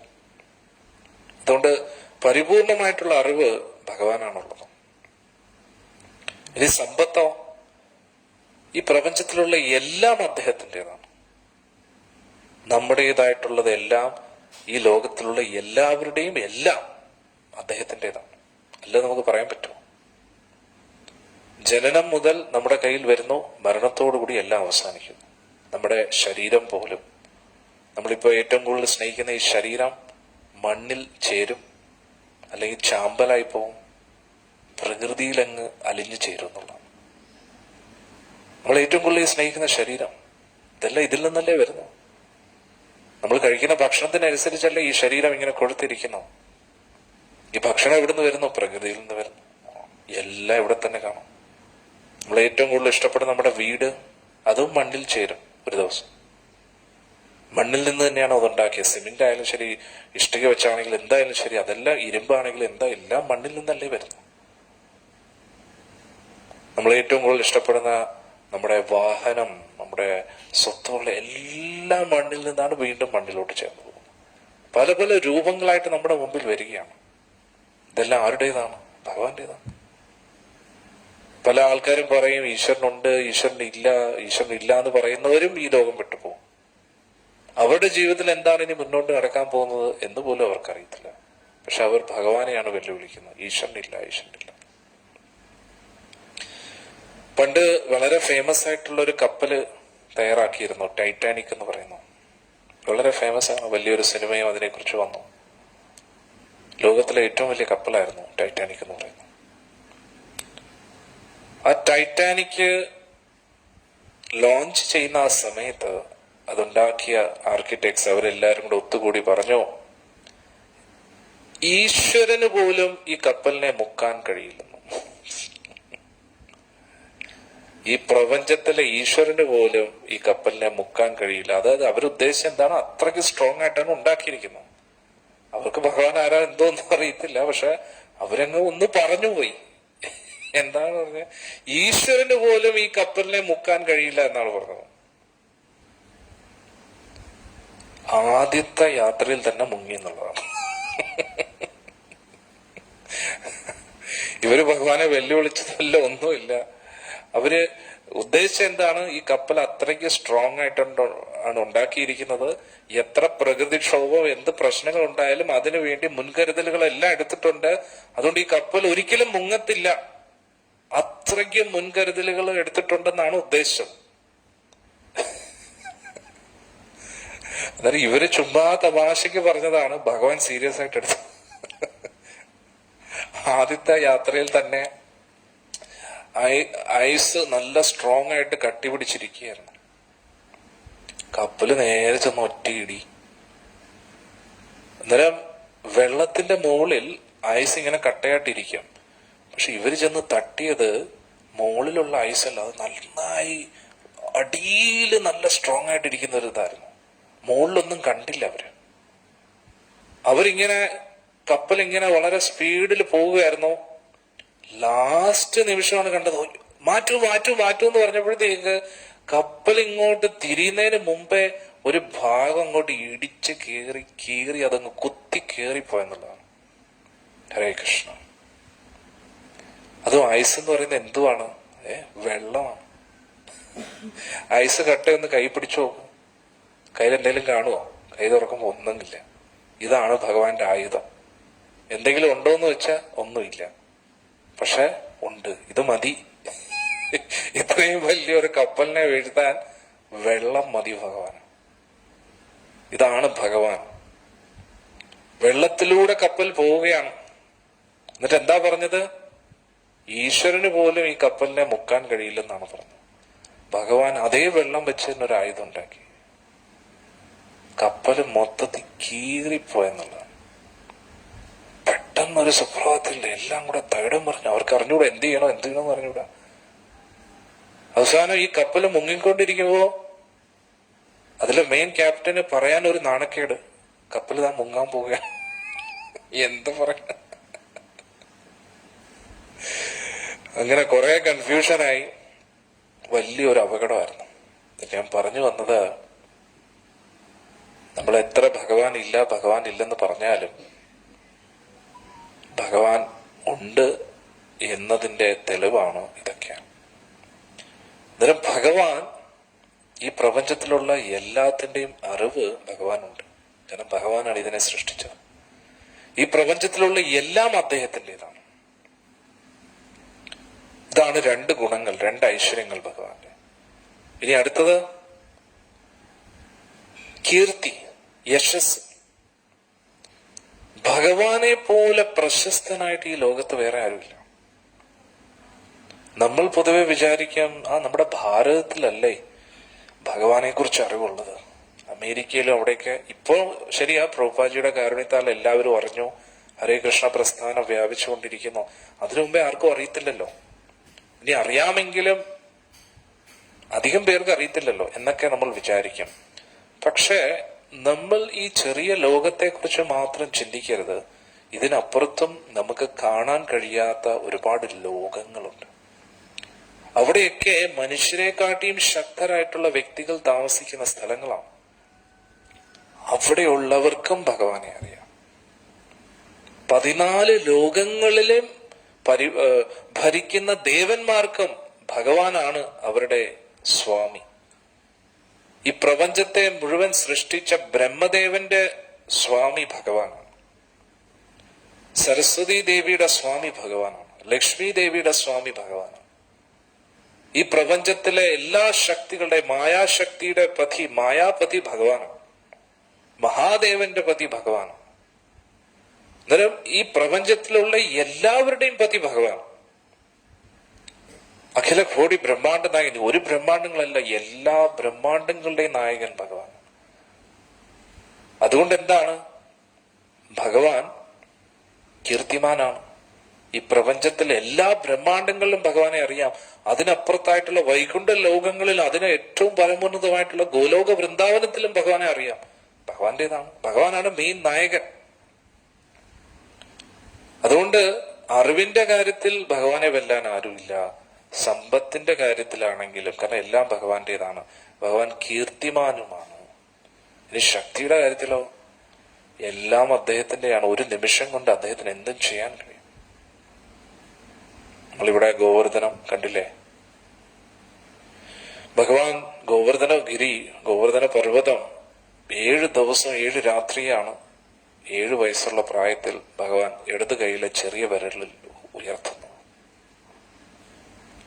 അന്നേരം അറിവിന്റെ കാര്യത്തിൽ, സമ്പത്തിന്റെ കാര്യത്തിൽ, കീർത്തിയുടെ കാര്യത്തിൽ, ശക്തിയുടെ കാര്യത്തിലും ഭഗവാനെ വെല്ലാൻ ആരുമില്ല. ഭഗവാൻ ഒരു കുഞ്ഞായിരുന്നപ്പോഴാണ് പൂതനെ വധിക്കുന്നത്. കൈക്കുഞ്ഞായിട്ടിരിക്കുന്നു. ഇതും കൂടാതെ സൗന്ദര്യം. ഭഗവാനെ പോലെ സുന്ദരനായിട്ട് ഈ ലോകത്ത് വേറെ ആരുമില്ല.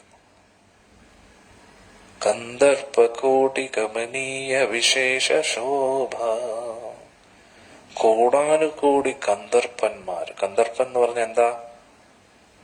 കാമദേവന്മാരുടെ സൗന്ദര്യമാണ് ശ്രീകൃഷ്ണ ഭഗവാൻ.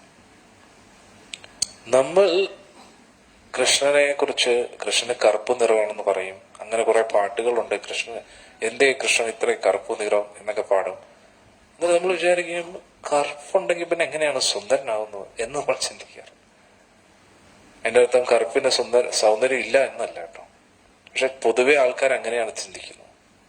കറുപ്പെന്ന് പറയുമ്പോൾ എങ്ങനെയാണ് സുന്ദരനാകുന്നത്, അങ്ങനെയൊക്കെ ചിന്തിക്കാറുണ്ട് ആൾക്കാർ.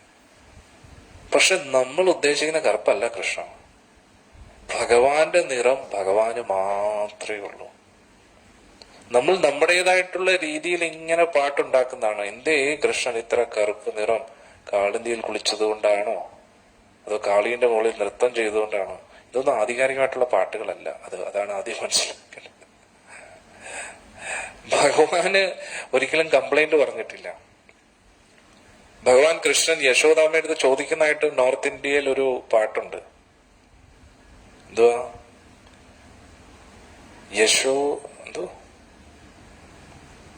यशोमती मैया से बोले नंदलाला, राधा क्यों गौरी मैं क्यों काला. അങ്ങനെ ഒരു പാട്ടുണ്ട്. യശോദി ദേവിയെടുത്ത് യശോദ അമ്മയെടുത്ത് കൃഷ്ണൻ ചോദിക്കുക, രാധ എന്താണ് ഇത്രയും വെളുത്തിരിക്കുന്നത്, ഞാൻ എന്താ ഇത്രയും കറുത്തിരിക്കുന്നത്? അത് കേൾക്കുമ്പോൾ നല്ല രസമുണ്ടെങ്കിലും അങ്ങനെ ശാസ്ത്രങ്ങളിലെങ്ങും പറയുന്നില്ല അങ്ങനെ ഭഗവാൻ ഒരു കംപ്ലൈന്റ് ഉള്ളതായിട്ട്. ഭഗവാൻ അങ്ങനെയൊന്നും അല്ല. ഭഗവാന്റെ നിറം നമുക്ക് സങ്കല്പിക്കാൻ കഴിയില്ല. കാർമേഘമായിട്ട് ഭഗവാനെ ഉപമിക്കുന്നുണ്ടെങ്കിലും നീല നിറമായിട്ട് നമ്മൾ സങ്കല്പിച്ച വിഗ്രഹത്തിൽ നീല നിറം കൊടുക്കുന്നുണ്ടെങ്കിലും ഭഗവാന്റെ നിറം ഭഗവാന് മാത്രമേ ഉള്ളൂ. ഈ ലോകത്തുള്ള ഒരു നിറവുമായി ഭഗവാന്റെ നിറത്തെ നമുക്ക് താരതമ്യപ്പെടുത്താൻ കഴിയില്ല എന്നാണ് നമ്മൾ മനസ്സിലാക്കേണ്ടത്. ഭഗവാൻ അത്രയ്ക്ക് സുന്ദരനാണ്. പക്ഷെ ആചാര്യന്മാർ കാർമുഖിലുമായിട്ട് ഭഗവാനെ ഉപമിക്കുന്നുണ്ട്. ഘനശ്യാമവർണ്ണ കൃഷ്ണ നമ്മൾ പറയുന്നുണ്ട്. പിന്നെ ശംഖുപുഷ്പത്തിന്റെ ഒരു നിറമാണെന്നും ആചാര്യന്മാർ പറയുന്നു. പക്ഷെ അത് ഇപ്പോൾ കാണുന്ന ശംഖുപുഷ്പമാകണമെന്ന് നിർബന്ധമില്ല. എന്തായാലും ഒരു ദിവസം നമ്മൾ കാണും, അപ്പോൾ മനസ്സിലാവും ഇത്രയും നാളും കേട്ടതൊന്നും അല്ല, ഇത് അതിന്നും വലുതാണ് എന്നാണ്. അന്നേരം ഭഗവാന്റെ സൗന്ദര്യം, അതും ഭഗവാന്റെ നിറം മാത്രമല്ല, ഭഗവാന്റെ കണ്ണുകൾ, ഭഗവാന്റെ മൂക്ക്, ഭഗവാന്റെ പല്ല്, ഭഗവാന്റെ ചുണ്ട്, ഭഗവാന്റെ കേശം, ഭഗവാന്റെ ചെവി, ഭഗവാന്റെ നോട്ടം, ഭഗവാന്റെ സംസാരം, എല്ലാത്തിനും ഒരു ആകർഷണതയുണ്ടെന്നുള്ളതാണ്. ഭഗവാന്റെ പീതാംബരം, ഭഗവാന്റെ തൃപ്പാദം, ഭഗവാന്റെ നാവി, മൊത്തത്തിൽ ഭഗവാൻ എല്ലാരെയും ആകർഷിപ്പിക്കുന്നതാണ്. അതുകൊണ്ട് തന്നെ സൗന്ദര്യത്തിൽ ഭഗവാനെ വെല്ലാൻ ആരുമില്ല.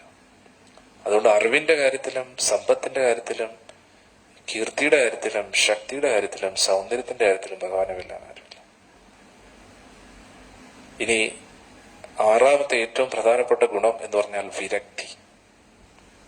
വിരക്തിയിലും ഭഗവാനെ വെല്ലാൻ ആരുമില്ല. ഭഗവാനെ പോലെ വിരക്തൻ വേറെ ആരുമില്ല. കാരണം ഇത്രയും സദ്ഗുണങ്ങൾ ഉണ്ടായിട്ടും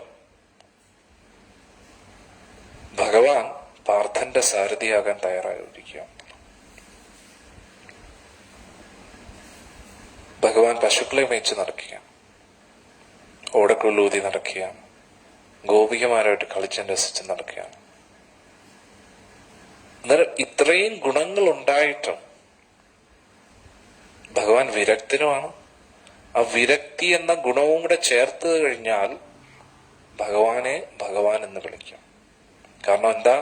ഈ 6 ഗുണങ്ങളും പരിപൂർണമായിട്ടുള്ള വ്യക്തി, ഏറ്റവും അറിവുള്ള വ്യക്തി, ഏറ്റവും സമ്പന്നനായിട്ടുള്ള വ്യക്തി, ഏറ്റവും കീർത്തിമാനായിട്ടുള്ള വ്യക്തി, ഏറ്റവും ശക്തിശാലിയായ വ്യക്തി, ഏറ്റവും സുന്ദരനായിട്ടുള്ള വ്യക്തി, ഏറ്റവും വിരക്തനായ വ്യക്തി. ഇതാണ് ഈ 6 ഗുണങ്ങളും പരിപൂർണമായിട്ടുള്ളത് ഗുരുവായൂരപ്പനാണ്. അതുകൊണ്ടാണ് ഭഗവാനെ ഭഗവാൻ എന്ന് വിളിക്കുന്നത്. അതുകൊണ്ട് ഭഗവാൻ ആരുടെയും ആവശ്യമില്ല. ഗോപികമാരുടെ ആവശ്യമില്ല, കൂട്ടുകാരുടെ ആവശ്യമില്ല, ഗോലോക വൃന്ദാവനത്തിന്റെ ആവശ്യമില്ല. പക്ഷെ ഭഗവാൻ ഒരു രസത്തിന് വേണ്ടി ഇതൊക്കെ ചെയ്യുകയാണ്. ഭഗവാൻ തന്നെയാണ് ശ്രീമതി രാധാറാണി. ഭഗവാന്റെ വേറൊരു രൂപമാണ്. ഭഗവാൻ തന്നെ ഭഗവാന്റെ കാമുകിയായിട്ട് മാറുകയാണ്. അതുകൊണ്ടാണ് രാധാദേവിക്കും ഇത്രയും ശക്തി. കൃഷ്ണനിൽ നിന്ന് വ്യത്യാസമില്ല രാധാറാണിക്ക്.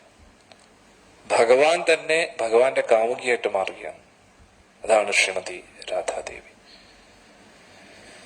എന്നിട്ട് അതേ രാധാദേവിയിൽ നിന്നും പല പല വിസ്തരണങ്ങൾ വരികയാണ്. അതാണ് ഗോപികമാര്. ഇനി ഭഗവാനിൽ നിന്നും അസംഖ്യം വിസ്തരണങ്ങൾ വരും. അതാണ് ഭഗവാന്റെ കൂട്ടുകാരൻ ബലരാമസ്വാമിയൊക്കെ. എന്നിട്ട് ഭഗവാന്റെ പലതരം ശക്തികളിലൂടെ ഗോലോക വൃന്ദാവനത്തിനെ അവതരിപ്പിക്കുകയാണ്. ഇതിനു വേണ്ടി ഭഗവാൻ ലീലകൾ ആടാൻ വേണ്ടി. ലീലകൾ എന്ന് പറഞ്ഞാൽ എന്താ? ഒരു രസത്തിന്, ഭഗവാന്റെ കളികൾ, അത്രയേ ഉള്ളൂ. ഭഗവാൻ ഇതിന്റെ ഒന്നും ആവശ്യമില്ല. പക്ഷെ ഒരു രസത്തിന് വേണ്ടി, ഒരു ആനന്ദത്തിന് വേണ്ടി, അതിനു വേണ്ടിയാണ് ഇതൊക്കെ ചെയ്തിരിക്കുന്നത്. അന്നേരം ഭഗവാൻ ഇങ്ങനെ ലീലകളൊക്കെ ആടുന്ന സമയത്ത് നമുക്കും ആ ലീലകളിൽ പങ്കെടുക്കാം. നമ്മൾ ലീലകളിൽ പങ്കെടുത്തവരായിരുന്നു. പക്ഷെ നിർഭാഗ്യവശാൽ നമുക്ക് ഭഗവാനോട് ദ്വേഷം തോന്നി. അതെന്താ, ഭഗവാൻ മാത്രം എപ്പോഴും ഇങ്ങനെ ഹീറോ ആവുന്നു, എനിക്കും ഒന്ന് ഹീറോ ആകണ്ടേ എന്നൊക്കെ ഒരു ചിന്ത, നമ്മൾക്ക് ഭഗവാനോട് ഒരു അസൂയ തോന്നി. ആ ദ്വേഷ സ്വഭാവം നമ്മുടെ ഉള്ളിൽ വന്നതുകൊണ്ടാണ് ഭഗവാൻ നമുക്ക് വേണ്ടി ഈ ലോകത്തെ സൃഷ്ടിച്ചതും നമ്മുടേതല്ലാത്ത ഈ ഒരു ശരീരത്തിന്റെ ഉള്ളിൽ നമ്മളെ പ്രവേശിപ്പിച്ചതും. ഈ ഒരു ശരീരത്തിന്റെ ആവശ്യം നമുക്കില്ല. പക്ഷേ ഭഗവാനോട് ഒരു ദ്വേഷ സ്വഭാവം പുലർത്തിയത് കൊണ്ട് നമുക്ക് ഈ ശരീരത്തിന്റെ ഉള്ളിൽ പ്രവേശിക്കാൻ നിർബന്ധിതരായി. അങ്ങനെ എത്രയോ ജന്മങ്ങളായിട്ട് നമ്മൾ പുതിയ പുതിയ ശരീരമെടുത്ത് നമ്മുടെ ആഗ്രഹത്തിനനുസരിച്ച് നമ്മൾ ഇവിടെ തന്നെ ജീവിച്ചുകൊണ്ടിരിക്കുകയാണ്. നമുക്ക് തിരിച്ചു ഭഗവാന്റെ ലോകത്ത് പോവുകയല്ലാതെ വേറൊരു രക്ഷയുമില്ല. അല്ലാതെ നമ്മൾ ഇവിടെ തന്നെ തുടരാനാണ് നമ്മുടെ താല്പര്യമെങ്കിൽ പല പല ജന്മങ്ങൾ എടുത്ത് നരകീയ യാതനകൾ അനുഭവിച്ച് ഇവിടെ തന്നെ തുടരേണ്ടി വരും. നമുക്ക് ഭഗവാന്റെ ലോകത്ത് ഭഗവാന്റെ ലീലകളിൽ പങ്കെടുക്കുക എന്നതാണ്. കാരണം നമ്മൾ അംശമാണ് ഭഗവാന്റെ. അന്നേരം ഭഗവാന്റെ അംശം ഭഗവാന്റെ സേവനമല്ലേ ചെയ്യേണ്ടത്. ജീവേര സ്വരൂപ് ഹോയ് കൃഷ്ണൈര നിത്യദാസ്. നമ്മുടെ യഥാർത്ഥ സ്വരൂപം എന്ന് പറഞ്ഞാൽ ഭഗവാന്റെ ദാസൻ എന്നുള്ളൊരു ഭാവം. ഇതല്ലാതെ എന്ത് ചെയ്താലും അത് ശരിയാവത്തില്ല. അതുകൊണ്ട് ഏറ്റവും വലിയ തെറ്റ് നമ്മൾ ഈ ലോകത്ത് ജീവിക്കുന്നത് തന്നെയാണ്. ഈ ലോകത്ത് ഈ ഒരു ശരീരത്തിന്റെ ഉള്ളിൽ ഈ ലോകമായിട്ട് ബന്ധപ്പെട്ട കാര്യങ്ങൾ ചെയ്യുന്നത് തന്നെയാണ് ഏറ്റവും വലിയ തെറ്റ്. അത് എന്തിന്റെ പേരിൽ പറഞ്ഞാലും അതെല്ലാം തെറ്റ് തന്നെയാണ്. എന്നാൽ ഇനി നമുക്ക് എന്താ ചെയ്യേണ്ടത്? കർത്തവ്യങ്ങൾ നിറവേറ്റുന്നതിനോടൊപ്പം പരമോന്നത കർത്തവ്യമായ ഭഗവാന്റെ ലോകത്തേക്ക് തിരിച്ചെത്തുക എന്നതാണ് യഥാർത്ഥത്തിൽ നമ്മൾ ചെയ്യേണ്ടത്. നമ്മൾ എന്തിന്റെ പേരിലും ഇതിനെ മാറ്റിവെച്ചു കഴിഞ്ഞാൽ കുറെ ജന്മങ്ങളായിട്ട് നമ്മൾ ഇത് തന്നെ ചെയ്തുകൊണ്ടിരിക്കുക. പുതിയ ജന്മം, പുതിയ ശരീരം, പുതിയ കുടുംബം. ഈ സമുദ്ര തീരത്ത് നമ്മൾ എന്തോ മണ്ണുകൊണ്ട് എന്തെങ്കിലുമൊക്കെ കൊട്ടാരം പണിയുന്നത് പോലെയാണ്. സമുദ്രം വന്ന് പെട്ടെന്ന് തന്നെ അതെല്ലാം കൊണ്ടുപോകും. അല്ലെങ്കിൽ നമുക്കത് ഉപേക്ഷിച്ചിട്ട് പോകേണ്ടി വരും. എല്ലാം താൽക്കാലികമാണ്. അതുകൊണ്ട് ഇത് മനസ്സിലായെങ്കിൽ മാത്രമേ ഭഗവാൻ ആരാണെന്ന് മനസ്സിലാക്കാൻ പറ്റൂ, ഗോപികമാരാരാണെന്ന് മനസ്സിലാക്കാൻ കഴിയും. അല്ലാതെ നമ്മൾ നേരെ ഭഗവാൻ ഗോപികമാരുടെ വസ്ത്രം മോഷ്ടിക്കുന്ന ആ ഒരു ലീല വായിക്കുമ്പോൾ ഇതെന്തോന്നേ, ഭഗവാൻ പോലും ഭഗവാൻ, എന്ത് ഇത് നാണക്കേട്. മറ്റുള്ളവരോട് ഭഗവാന്റെ ഭക്തനാണെന്ന് പറയാൻ കഴിയുമോ എന്നൊക്കെ നമ്മൾ ചിന്തിക്കും. പൊതുവെ ഭഗവാനെ കുറിച്ച് അറിയാത്ത ആൾക്കാർക്ക് ഒരു നാണക്കേടാണ് ഗോപികമാരുടെ ലീലകളൊക്കെ. അതിനെക്കുറിച്ച് ചർച്ച ചെയ്യാനും പറയാനും എല്ലാം ഒരു ഒരു ഒരു ഒരു താല്പര്യമില്ല. അതൊക്കെ എങ്ങനെയാണ് അപ്പൊ ഇതൊക്കെ മനസ്സിലായി. ഇപ്പൊ ഇഷ്ടമുണ്ട്, ഭഗവാനോടൊരു ഇഷ്ടമുണ്ട്, പക്ഷെ എന്നാലും ഭഗവാൻ ഇതൊക്കെ ചെയ്ത് മോശമായില്ലേ എന്നൊരു ചിന്തിക്കുന്ന ആൾക്കാരുണ്ട് ഭക്തരുടെ ഇടയിൽ. ഇനി ഉള്ളിൽ കാമം വെച്ചുകൊണ്ട് ആ കാമത്തിന്റെ നോട്ടത്തിലൂടെ ഇതിനെ കാണുന്ന ആൾക്കാരുണ്ട്. അവരാണ് ഏറ്റവും അധപ്പതിച്ച ആൾക്കാർ. ആദ്യം പറഞ്ഞ കൂട്ടർ എന്ന് പറഞ്ഞ അറിവില്ലായ്മ കൊണ്ടാണ്. രണ്ടാമത് പറഞ്ഞവർ ഇതിനെ തെറ്റായിട്ട് മനസ്സിൽ സൂക്ഷിക്കുന്ന വ്യക്തികളാണ്. ഇനി ഇതിന്നും അധപ്പതിച്ച ആൾക്കാരെന്ന് പറഞ്ഞാൽ സ്വയം കൃഷ്ണനാകാൻ നടക്കുന്ന ആൾക്കാരാണ്. ഭഗവാനെ പോലെ, ഭഗവാൻ ചെയ്തതുപോലെ സ്ത്രീകളുമായിട്ട് പരസ്ത്രീ ബന്ധങ്ങൾ സ്ഥാപിക്കാൻ അങ്ങനെയുള്ള ബന്ധങ്ങൾ പുലർത്താൻ വേണ്ടി മാത്രം ജീവിക്കുന്ന ആൾക്കാരുണ്ട്. അങ്ങനെ നടക്കുന്ന സ്ത്രീകളുമുണ്ട്. അവർ ഗോപികമാരെ കണ്ടിട്ടില്ലേ? വിവാഹം അതൊന്നും ഒരു കുഴപ്പമില്ല, നമുക്ക് ഇഷ്ടമുള്ള ആരെയും സ്നേഹിക്കാം. സ്നേഹമല്ല ഏറ്റവും പ്രധാനപ്പെട്ടത്, അത് ഭഗവാനോടാണ്.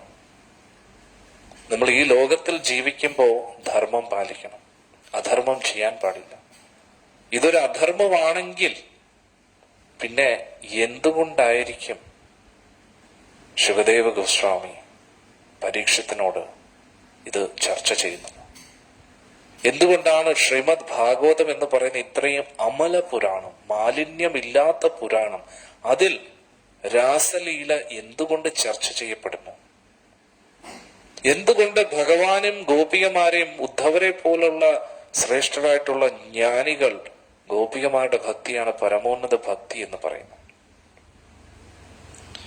ഭഗവാനോട് അടുപ്പമുള്ള വ്യക്തികൾ വീടും കുടുംബവും ഒന്നും വേണ്ട എന്ന് പറഞ്ഞ് വിരക്തിയിലിരിക്കുന്നവർ, ശരീരം പോലും മാറ്റിവെക്കുന്ന വ്യക്തികളാണ് ശുകദേവ് ഗോസ്വാമിയും പരീക്ഷിത്തൊക്കെ. ശരീരബോധം തീരെ ഇല്ലാത്ത വ്യക്തികളാണ് അവർ. എന്തുകൊണ്ട് രാസലീലയെ കുറിച്ച് ചർച്ച ചെയ്യുന്നു? അതിന്റെ അർത്ഥം നമ്മൾ ചിന്തിക്കുന്നത് പോലെ ഒന്നും അല്ല ഇതൊക്കെ. ഇതിനും അപ്പുറത്തായിട്ടുള്ള കുറെ കാര്യങ്ങളുണ്ട് എന്ന് നമ്മൾ മനസ്സിലാക്കണം. ആരാണോ രാസലീല മനസ്സിലാക്കിയത് അവർ ഭഗവാന്റെ ലോകത്ത് പോകും. അത് മനസ്സിലായില്ല എങ്കിൽ ഇവിടെ തന്നെ നരകീയ യാതനകൾ അനുഭവിച്ച് കിടക്കേണ്ടി വരും. അന്നേരം ഒരു തരം ആൾക്കാരെന്ന് പറഞ്ഞ ഭഗവാനെ കുറ്റപ്പെടുത്തി ഭഗവാന് സംസ്കാരമില്ല എന്ന് പറഞ്ഞ് നടക്കുന്ന ചില വിഡ്ഢികൾ ഇനി രാസലീലയെ കുറിച്ച് വർണ്ണിക്കുകയും അതിനെക്കുറിച്ച് ചർച്ച ചെയ്യുകയും അതിലൂടെ കാമാസക്തിയെ നിലനിർത്തിക്കൊണ്ടു പോകുന്ന വിഡ്ഢികൾ കുറെ പേരുണ്ട്. ഇനി ചില വ്യക്തികൾ ഇതെല്ലാം വെറും കഥകളാണ്, അങ്ങനെയൊന്നും ഇല്ല എന്ന് പറഞ്ഞ് നടക്കുന്ന ആൾക്കാരുണ്ട്. യാഥാർത്ഥ്യം എന്ന് പറഞ്ഞാൽ ഭഗവാനുണ്ട്, ഇപ്പോഴും ഉണ്ട്, അന്നും ഉണ്ടായിരുന്നു, ഇപ്പോഴും ഉണ്ട്, ഇനി എന്നും ഉണ്ട്, ഗോപികമാരും എന്നുണ്ട്. ഇത് ഭഗവാന്റെ നിത്യ ലീലകളാണ്. ഇന്നും വൃന്ദാവനത്തിൽ നിത്യ രാസലീല നടക്കുന്ന സ്ഥലമുണ്ട്. അത് ആണുങ്ങളും പെണ്ണുങ്ങളും വേഷം മാറിയിട്ട് നടക്കുന്ന സ്ഥലമല്ല. യഥാർത്ഥത്തിൽ നമ്മുടെ ഗുരുവായൂർ തിരുസന്നിധിയിൽ ഇരിക്കുന്ന ഗുരുവായൂരപ്പൻ സ്വയം ഗോപികമാരുമായിട്ട് രാസലീല ചെയ്യുന്ന സ്ഥലങ്ങളുണ്ട്. അതൊക്കെ അതീവ രഹസ്യ സ്ഥലങ്ങളാണ് എന്ന് നമ്മൾ മനസ്സിലാക്കും. അതുകൊണ്ട് ഭഗവാൻ കൃഷ്ണൻ ഗോപികമാരോട് ഇങ്ങനെ പറയേണ്ട കാരണം എന്താണെന്ന് നമ്മൾ മനസ്സിലാക്കുക, അല്ലാതെ നമ്മൾ വിചാരിച്ചതുപോലെയല്ല. അതുകൊണ്ടാണ് ഇവിടെ എന്താ പറയുന്നത്? ശ്രീ ഭഗവാനുവാച. ഇത് സാധാരണ വ്യക്തിയല്ല, അദ്ദേഹം ഭഗവാനാണ്. അതുകൊണ്ട് തന്നെയാണ് അഷ്ടപതി തുടങ്ങുന്നതിന് മുമ്പേ ദശാവതാര സ്തോത്രത്തിൽ ഭഗവാന്റെ ഓരോരോ അവതാരങ്ങളെ കുറിച്ച് വർണ്ണിക്കുന്നത്. ഇദ്ദേഹം തന്നെയാണ് മത്സ്യമായിട്ട് വന്ന്, ഇദ്ദേഹം കൂർമ്മം, വരാഹം, നരസിംഹമായിട്ട്, വാമനമൂർത്തിയായിട്ടും, പരശുരാമനും ശ്രീരാമസ്വാമിയും ഇദ്ദേഹം തന്നെയാണ്. ബലരാമസ്വാമി ഇദ്ദേഹമാണ്. ആ ദശാവതാരത്തിൽ ഭഗവാന്റെ പേര് വരുന്നില്ല. ഭഗവാന്റെ പേര് ഭഗവാൻ ഈ അവതാരങ്ങളെ എടുത്തു എന്ന് പറഞ്ഞിട്ടാണ് വരുന്നത്. ഭഗവാൻ ഇനി മുന്നോട്ട് ബുദ്ധനാകും, ഭഗവാൻ ഇനി മുന്നോട്ട് കൽക്കിയായിട്ട് അവതരിക്കും എന്നൊക്കെയാണ് വർണ്ണിച്ചിരിക്കുന്നത്. എന്തുകൊണ്ട്? ഇനി മുന്നോട്ട് അഷ്ടപതി പാടുന്ന സമയത്ത് ഭഗവാനും ഗോപികമാരുടെ ആ രഹസ്യ ലീലകളെ കുറിച്ച് നമ്മൾ ചർച്ച ചെയ്യുമ്പോൾ നമ്മൾ തെറ്റിദ്ധരിക്കരുത് ഇത് സാധാരണ വ്യക്തിയാണെന്ന്. എപ്പോഴും ഓർക്കുക, ഇത് ഭഗവാനാണ്, ഭഗവാനാണ്, ഭഗവാനാണ്, ഭഗവാനാണ്. ഭഗവാൻ എന്ന് പറഞ്ഞ എന്താ? ഏറ്റവും അറിവുള്ള വ്യക്തി, ഏറ്റവും സമ്പന്നനായിട്ടുള്ള വ്യക്തി, ഏറ്റവും കീർത്തിമാനായിട്ടുള്ള വ്യക്തി, ഏറ്റവും ബുദ്ധിശാലിയായിട്ടുള്ള വ്യക്തി, ഏറ്റവും സുന്ദരനായ വ്യക്തി, ഏറ്റവും വിരക്തനായിട്ടുള്ള, ആ ലാസ്റ്റ് വാക്കാണ് ഏറ്റവും കൂടുതൽ ഓർക്കേണ്ടത്. ഏറ്റവും വിരക്തനായിട്ടുള്ള വ്യക്തി. ഭഗവാനെ പോലെ വിരക്തി ഈ ലോകത്ത് ആർക്കും ഇല്ല. അങ്ങനെ വിരക്തിയിൽ ഇരിക്കുന്ന ഒരു വ്യക്തിക്ക് എങ്ങനെയാണ് കാമം തോന്നുക? കാമം എന്നതിന്റെ അർത്ഥം ശരീരത്തിന്റെ അടിസ്ഥാനത്തിലുള്ള ബന്ധം എന്നാണ്. അത് ഒരു സ്ത്രീ പുരുഷ ബന്ധം മാത്രമല്ല. ഒരു അമ്മയ്ക്ക് മകനോട് തോന്നുന്ന ഇഷ്ടം, മകൻ അമ്മയോട് തോന്നുന്ന ഇഷ്ടം, അച്ഛൻ അമ്മയ്ക്ക് മക്കളോട് തോന്നുന്ന ഇഷ്ടം, ഇതെല്ലാം ശരീരബോധത്തിൽ നിന്നുള്ളതാണ്. കാരണം എന്താ, ഒരു അമ്മയ്ക്ക് മക്കളോട് എന്തുകൊണ്ടാണ് ഇഷ്ടം തോന്നുന്നത്? എന്റെ മകനായതുകൊണ്ട്. കാരണം ഈ ശരീരത്തിൽ നിന്ന് വന്നതാണ്. ഒരു അച്ഛന് മക്കളോട് എന്തുകൊണ്ടാണ് ഇഷ്ടം? ഇത് എന്റെ മകനായതുകൊണ്ട്. മക്കൾക്ക് അച്ഛനോട് എന്താ? ഇത് എന്റെ അച്ഛനാണ്, എന്റെ, ഞാൻ, എന്റേത്. ഈ ശരീരം ഞാനാണ്. ഈ ശരീരവുമായിട്ട് ബന്ധപ്പെട്ട എല്ലാ ബന്ധങ്ങളും എന്റേതാണ്, എല്ലാ വസ്തുവകളും എന്റേതാണ്. ഞാൻ എന്റേത് എന്നതിന്റെ അടിസ്ഥാനത്തിലാണ് ഈ ലോകത്തുള്ള എല്ലാ ബന്ധങ്ങളും. അതുകൊണ്ട് ഇതെല്ലാം ഭൗതിക ബന്ധങ്ങളാണ്. പക്ഷെ നമ്മൾ ഈ ശരീരമാണോ? അല്ല. കാരണം ശരീരമായിരുന്നു എങ്കിൽ പിന്നെ ഈ ബന്ധങ്ങളെല്ലാം എല്ലാ ജന്മത്തിലും തുടർന്ന് കൊണ്ടുപോകണ്ടേ? പക്ഷെ അങ്ങനെ നടക്കുന്നില്ലല്ലോ. ഈ ജന്മത്തോടുകൂടി ഈ ശരീരം ലഭിക്കുന്നു, നമുക്ക് ഈ ഒരു പേര് ലഭിക്കുന്നു, മരണത്തോടുകൂടി എല്ലാം തീർന്നു. കഴിഞ്ഞ ജന്മത്തിൽ നമ്മുടെ അച്ഛൻ ആരായിരുന്നു, അമ്മ ആരായിരുന്നു, മക്കൾ ആരായിരുന്നു, എന്തായിരുന്നു, ആർക്കും അറിഞ്ഞൂടാ. ഇനി അടുത്തൊരു ജന്മത്തിൽ നമ്മൾ ആരായിരിക്കും എന്ന് നമുക്ക് അറിഞ്ഞൂടാ. ഇങ്ങനെ എത്രയോ ജന്മങ്ങൾ നമ്മൾ എടുത്തു കഴിഞ്ഞു എന്ന് നമുക്ക് അറിഞ്ഞൂടാ. അന്നേരം ഈ ശരീരത്തിന്റെ അടിസ്ഥാനത്തിലുള്ള എല്ലാ ബന്ധങ്ങളും അതിലെന്തെങ്കിലും അർത്ഥമുണ്ടോ? ഇല്ല. അതുകൊണ്ടാണ് ഭൗതിക ബന്ധം എന്ന് പറയുന്നത്. അതുകൊണ്ട് നമ്മൾ എന്താ ചെയ്യേണ്ടത്? ഈ ശരീരം ലഭിച്ച സ്ഥിതിക്ക് നമുക്ക് ശരീരത്തിനോട് ഒരു ധർമ്മമുണ്ട്. ശരീരത്തെ നിലനിർത്തുക എന്നത്, ശരീരത്തെ താലോലിക്കുക എന്നതല്ല, നിലനിർത്തുക.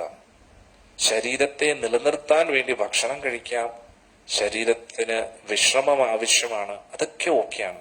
പക്ഷെ ശരീരമാണ് എല്ലാം എന്ന് കരുതി ജീവിക്കരുത്. ശരീരവുമായിട്ട് ബന്ധപ്പെട്ട എല്ലാ ബന്ധങ്ങളും അവരോട് നമുക്കൊരു ഉത്തരവാദിത്വമുണ്ട്. അച്ഛൻ എന്നുള്ള രീതിയിൽ ഉത്തരവാദിത്വമുണ്ട്, അമ്മ എന്നുള്ള രീതിയിൽ ഉത്തരവാദിത്വമുണ്ട്, ഭർത്താവ് എന്നുള്ള രീതിയിൽ ഉത്തരവാദിത്വമുണ്ട്, ഭാര്യ എന്നുള്ള രീതിയിൽ ഉത്തരവാദിത്വമുണ്ട്, മക്കൾ എന്നുള്ള രീതിയിൽ ഉത്തരവാദിത്തങ്ങളുണ്ട്. ഇനി നമ്മുടെ ശരീരത്തിന് ചില ഉപാധികൾ ലഭിക്കും, ചില സ്ഥാനമാനങ്ങൾ ലഭിക്കും. മന്ത്രിയായിട്ടോ പോലീസ് ഓഫീസർ, ഡോക്ടർ, എഞ്ചിനീയേഴ്സ്, ആരായാലും ശരി. അന്നേരം ആ ഉപാധികളിൽ സ്ഥാനത്ത് ഇരുന്നു കൊണ്ട് നമ്മുടെ ഉത്തരവാദിത്തങ്ങളെ നമ്മൾ നിറവേറ്റണം. ഇതൊക്കെ ഇമ്പോർട്ടന്റ് ആണ്, ഇതൊക്കെ ധർമ്മമാണ്, പരമോന്നത ധർമ്മമല്ല. കാരണം എന്താ, നമ്മൾ ഈ ലോകം ഭരിക്കുന്ന ചക്രവർത്തി ആണെങ്കിലും മരണസമയത്ത് ശരീരം ഉപേക്ഷിക്കണം. ശരീരം ഉപേക്ഷിക്കുന്നതോടുകൂടി എല്ലാ സ്ഥാനങ്ങളും തീർന്നു. ഇനി ഇന്നത്തെ കാലത്ത് ശരീരം ഉപേക്ഷിക്കേണ്ട ആ ഒരു അവസ്ഥ വരെ കാത്തിരിക്കേണ്ട ആവശ്യമില്ല. വലിയ മന്ത്രിയാണെങ്കിൽ പോലും 5 വർഷമേ ഉള്ളൂ. ഇന്നത്തെ ദിവസം 5ാമത്തെ വർഷം തീരുകയാണെങ്കിൽ നാളെ മുതൽ സല്യൂട്ട് പോലും കിട്ടത്തില്ല. ഇന്നത്തെ ദിവസം അവസാനത്തെ മണിക്കൂർ വരെ ഒരു മന്ത്രിസ്ഥാനത്തിരിക്കുന്ന വ്യക്തി ഒരു കാര്യം പറഞ്ഞാൽ ഒരു രാജ്യം മുഴുവൻ കേൾക്കണം, ഒരു സംസ്ഥാനം കേൾക്കണം, പ്രജകൾ, സിറ്റിസൺസ് എല്ലാവരും കേൾക്കണം, പോലീസും മിലിറ്ററിയും എല്ലാവരും കേൾക്കണം. പക്ഷെ ആ സ്ഥാനത്തിൽ നിന്ന് നമ്മൾ ഒഴിഞ്ഞു കഴിഞ്ഞാൽ ആരും കേൾക്കത്തില്ല. ഒരു ബഹുമാനം കാണും. ഇതിനു മുമ്പേ പ്രധാനമന്ത്രി ആയിരുന്നു, മന്ത്രിസ്ഥാനത്തിരുന്ന വ്യക്തിയാണ്. ആ സ്ഥാനത്തിനോടുള്ള ബഹുമാനമാണ്, ആ സ്ഥാനത്തിൽ ഇരുന്നത് കൊണ്ടുള്ള ബഹുമാനം. അല്ലാതെ ആർക്കും നമ്മളോട് ബഹുമാനമില്ല. അതാണ് നമ്മൾ മനസ്സിലാക്കുന്നത്. അതുകൊണ്ട് ഈ ലോകവുമായിട്ട് ബന്ധപ്പെട്ട എല്ലാ ഉപാധികളും, സർവ ഉപാധി വിനിർമുക്ത, എല്ലാ ഉപാധികളിൽ നിന്നും മുക്തനാകണം.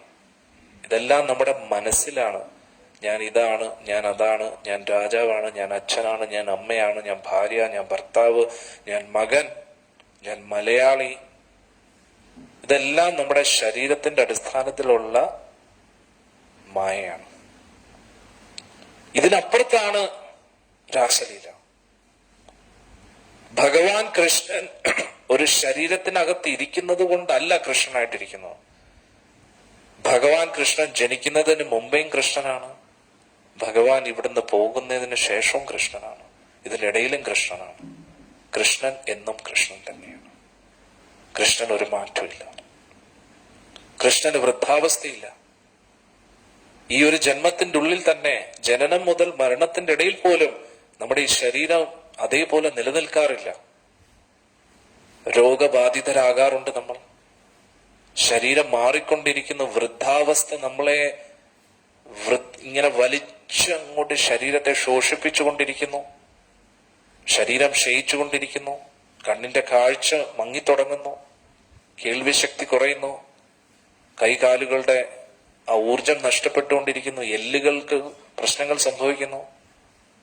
നമ്മുടെ മുടി പൊഴിഞ്ഞുകൊണ്ടിരിക്കുന്നു. നമ്മുടെ പല്ലുകൾ പൊഴിഞ്ഞുകൊണ്ടിരിക്കുന്നു. എല്ലാം നമുക്ക് നഷ്ടപ്പെട്ടുകൊണ്ട്, അന്നേരം ഈ ഒരു സ്ട്രക്ചർ, ഈ ശരീരം, നമ്മൾ ഏറ്റവും കൂടുതൽ താലോലിക്കുന്ന ഈ ശരീരം, ഏറ്റവും കൂടുതൽ നമ്മൾ ഈ കാണുന്ന, നമ്മളാണ് എന്ന് കരുതുന്ന ഈ ഒരു ശരീരം നശിച്ചുകൊണ്ടിരിക്കുകയാണ്. നമ്മൾ ഏറ്റവും കൂടുതൽ നമ്മുടെ വ്യക്തിത്വം എന്ന് പറയുന്നത് ഈ 3 മില്ലിമീറ്റർ അളവുള്ള ഈ തൊലിപ്പുറത്താണ്. നമ്മൾ വലിയ സുന്ദരനാണെന്ന് ചിന്തിക്കുന്നതും നമ്മൾ വലിയ സംഭവമാണെന്ന് ചിന്തിക്കുന്നതും ഈ തൊലിയുടെ അഹങ്കാരം കൊണ്ട് മാത്രമാണ്. തൊലി ഒന്ന് പോയി കഴിഞ്ഞാൽ തീർന്നു. ഈ മുഖത്തിന്റെ ഒരു തൊലി അങ്ങോട്ട് പോയി കഴിഞ്ഞാൽ മതി. പിന്നെ നമ്മൾ ആരാണെന്ന് നമുക്ക് പോലും തിരിച്ചറിയാൻ കഴിയില്ല. നമ്മുടെ അടയാളം, നമ്മുടെ വ്യക്തിത്വം എല്ലാം ഈ തൊലിപ്പുറത്തുള്ള വ്യക്തിത്വം മാത്രമാണ്. നമ്മുടെ ദേഹത്തൊരു പൊള്ളലേറ്റ് കഴിഞ്ഞാൽ തീർന്നു. നമ്മൾ തീയിലൊന്ന് പെട്ടുപോയ കഴിഞ്ഞാൽ നമ്മുടെ എല്ലാ വ്യക്തിത്വങ്ങളും തീർന്നു. മുഖം തീർന്നു, എല്ലാം തീർന്നു. വെറും ഈ തൊലിപ്പുറത്തുള്ള അഹങ്കാരമാണ് നമുക്ക്. നമ്മൾ ആരാണ്, എന്താണെന്ന് എന്തൊക്കെയോ നമ്മൾ ചിന്തിച്ചു കൂട്ടുന്നത് ഈ തൊലിയുടെ ഒറ്റ അഹങ്കാരം കൊണ്ടാണ്. നമുക്ക് മറ്റു വ്യക്തികളോട് തോന്നുന്ന ആകർഷണവും ഈ തൊലിയുടെ പുറത്തുള്ള ആകർഷണവും. അത് നമ്മൾ മനസ്സിലാക്കുക. പക്ഷേ ഭഗവാൻ കൃഷ്ണനും ഗോപികമാരുമായിട്ടുള്ള ബന്ധം അങ്ങനെയല്ല. ഗോപികമാരുടെ ശരീരം ആത്മീയ ശരീരമാണ്. അവർ അവതരിക്കുന്നതിന് മുമ്പേയും ഗോപികമാരാണ്, ഈ ലോകം വിട്ടു പോകുന്നതിന് ശേഷവും ഗോപികമാരാണ്, ഈ ലോകത്തിരിക്കുമ്പോഴും ഗോപികമാരാണ്. ഭഗവാൻ കൃഷ്ണന്റെ വ്യക്തിത്വം മാറുന്നില്ല, അതേപോലെ ഗോപികമാരുടെ വ്യക്തിത്വവും മാറുന്നില്ല. അവരെന്നും ഗോപികമാരാണ്. ഇനി വൃന്ദാവനത്തിൽ ഭഗവാന്റെ ഗോപികമാരാകാൻ യോഗ്യത നേടിയ ചില ഗോപികമാരുണ്ട്. അവരും ഇതിന്റെ കൂട്ടത്തിലുണ്ട്. പക്ഷെ അവർക്ക് ഭൗതിക ശരീരമുണ്ട്. ആ ശരീരവും ഗോപികമാരുടെയാണ്.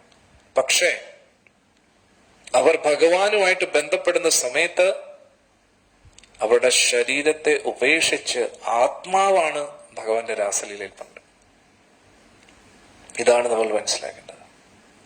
അതായത് കൂടുതലും ഗോപികമാരുടെ ശരീരം അവരുടെ വീടുകളിൽ തന്നെ കടന്നുറങ്ങുമായിരുന്നു.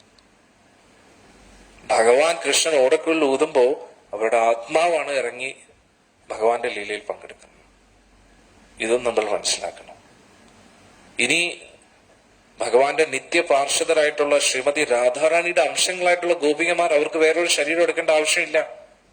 സച്ചിദാനന്ദ ശരീരമാണ്, ചിന്മയ ശരീരമാണ്. നമ്മുടെ ഉള്ളിലുള്ള പോലെ ഈ രക്തം, മാംസം, ഇതൊന്നും മലമൂത്ര വിസർജ്യ വസ്തുക്കൾ കൊണ്ട് നിറച്ച ഒരു സഞ്ചിയല്ല അവരുടെ ശരീരം. നിത്യ യൗവനത്തിലുള്ള ചിന്മയ ശരീരമാണ് ഭഗവാൻ കൃഷ്ണന്റെയും ഗോപികമാരുടെയും. അവിടെ എവിടെയാണ് കാമം? കാമത്തിന് അവിടെ ഒരു സ്ഥാനമില്ല. ഞാൻ നേരത്തെ പറഞ്ഞില്ലേ, കാമം എന്ന് പറഞ്ഞാൽ ഒരു സ്ത്രീയും പുരുഷനും തോന്നുന്ന ഒരു ബന്ധം മാത്രമല്ല കാമം. ഈ ശരീരബോധത്തിന്റെ അടിസ്ഥാനത്തിലുള്ള ഏതൊരു ആസക്തിയും ഏതൊരു ബന്ധവും കാമമാണ്. അത് അധാർമികവുമല്ല. ഇപ്പൊ ഒരു അമ്മയ്ക്ക് മകനോട് എന്ന് പറഞ്ഞു കഴിഞ്ഞാൽ ഈ ലോകത്തിലെ ഏറ്റവും നിസ്വാർത്ഥമായിട്ടുള്ള ഒരു സ്നേഹമാണ് ഒരു അമ്മയ്ക്ക് മക്കളോട് തോന്നുന്ന ഇഷ്ടം. ഈ ലോകത്ത് അമ്മ മക്കളെ സ്നേഹിക്കുന്ന പോലെ ഈ ലോകത്ത് ആർക്കും ആരെയും സ്നേഹിക്കാൻ കഴിയില്ല. അതൊരു യാഥാർത്ഥ്യമാണ്. പക്ഷെ എന്നിട്ടും ആ ബന്ധം പോലും ശരീരത്തിന്റെ അടിസ്ഥാനത്തിലാണ്. കാരണം എന്താ? ജനനത്തിന് ശേഷമാണ് ആ മക്കളും അമ്മ എന്നുള്ളൊരു ബന്ധം. ഈ ശരീരം ഉപേക്ഷിക്കുമ്പോൾ പിന്നെ ആ ബന്ധം തീർന്നു. പക്ഷെ ഭഗവാനും ഗോപികമാരുമായിട്ടുള്ള ബന്ധം അങ്ങനെയുള്ള ബന്ധമല്ല, ശാശ്വത ബന്ധമാണ്. എന്നും നിലനിൽക്കും. കാലത്തിന്റെ പ്രഭാവം അതിൽ ഒരിക്കലും ഒരു എഫക്റ്റ് ക്രിയേറ്റ് ചെയ്യത്തില്ല. അതിനപ്പുറത്താണ്. അതാണ് നമ്മൾ മനസ്സിലാക്കുന്നത്. എന്നിട്ട് നമ്മുടെ ജീവിതത്തിന്റെ ലക്ഷ്യം എന്താ? ഇതിനകത്തിരിക്കുന്ന ഈ മലമൂത്ര വിസർജ്യ വസ്തുക്കൾ കൊണ്ട് നിറച്ചിരിക്കുന്ന ഈ ശരീരത്തിനകത്തിരിക്കുന്ന ഞാൻ ഗുരുവായൂരപ്പന്റെ ആരാണ് എന്ന് തിരിച്ചറിയുക എന്നതാണ് ആത്മസാക്ഷാത്കാരം എന്ന് പറയുന്നത്. അതിനു വേണ്ടിയാണ് നമ്മൾ ഹരേ കൃഷ്ണ മഹാമന്ത്രം ജപിക്കുന്നതും ജപിക്കേണ്ടതും. ആ ഒരു ലക്ഷ്യത്തിന് വേണ്ടിയാണ്. മറ്റുള്ളവരെ ബോധ്യപ്പെടുത്താൻ വേണ്ടിയാണ് അല്ല. നമ്മുടെ പ്രശ്നങ്ങൾക്ക് പരിഹാരം കാണാൻ വേണ്ടിയല്ല. പ്രശ്നങ്ങൾ ഒരിക്കലും പരിഹരിക്കപ്പെടത്തില്ല. കാരണം ഏറ്റവും വലിയ പ്രശ്നം നമ്മൾ ഇവിടെ ഇരിക്കുന്നത് തന്നെയാണ്. ഇരിക്കേണ്ട സ്ഥലത്തല്ല നമ്മൾ ഇരിക്കുന്നത്. താൽക്കാലികമായിട്ട് പരിഹാരങ്ങളൊക്കെ നമുക്ക് കാണാൻ കഴിയും. പക്ഷെ ഇതൊന്നും ശാശ്വത പരിഹാരമല്ല. കാരണം നമ്മൾ ഇരിക്കുന്നത് ഒരു കാരാഗ്രഹത്തിലാണ്, ഒരു ജയിലിനകത്താണ് നമ്മൾ ഇരിക്കുന്നത്. ജയിലിനകത്ത് എത്ര നല്ല ഭക്ഷണം കിട്ടിയിട്ട് എന്ത് പ്രയോജനം? നല്ല കംഫർട്ടബിൾ ആയിട്ട് ഉറങ്ങാനുള്ള ഒരു ബെഡ് കിട്ടിയിട്ട് എന്ത് കാര്യം? നമുക്ക് സ്വാതന്ത്ര്യമില്ല എന്നതാണ് സത്യം. അതുകൊണ്ട് ആ പരമോന്നത സ്വാതന്ത്ര്യം കിട്ടാൻ വേണ്ടിയാണ് നമ്മൾ ഹരേ കൃഷ്ണ മഹാമന്ത്രം ജപിക്കേണ്ടത്.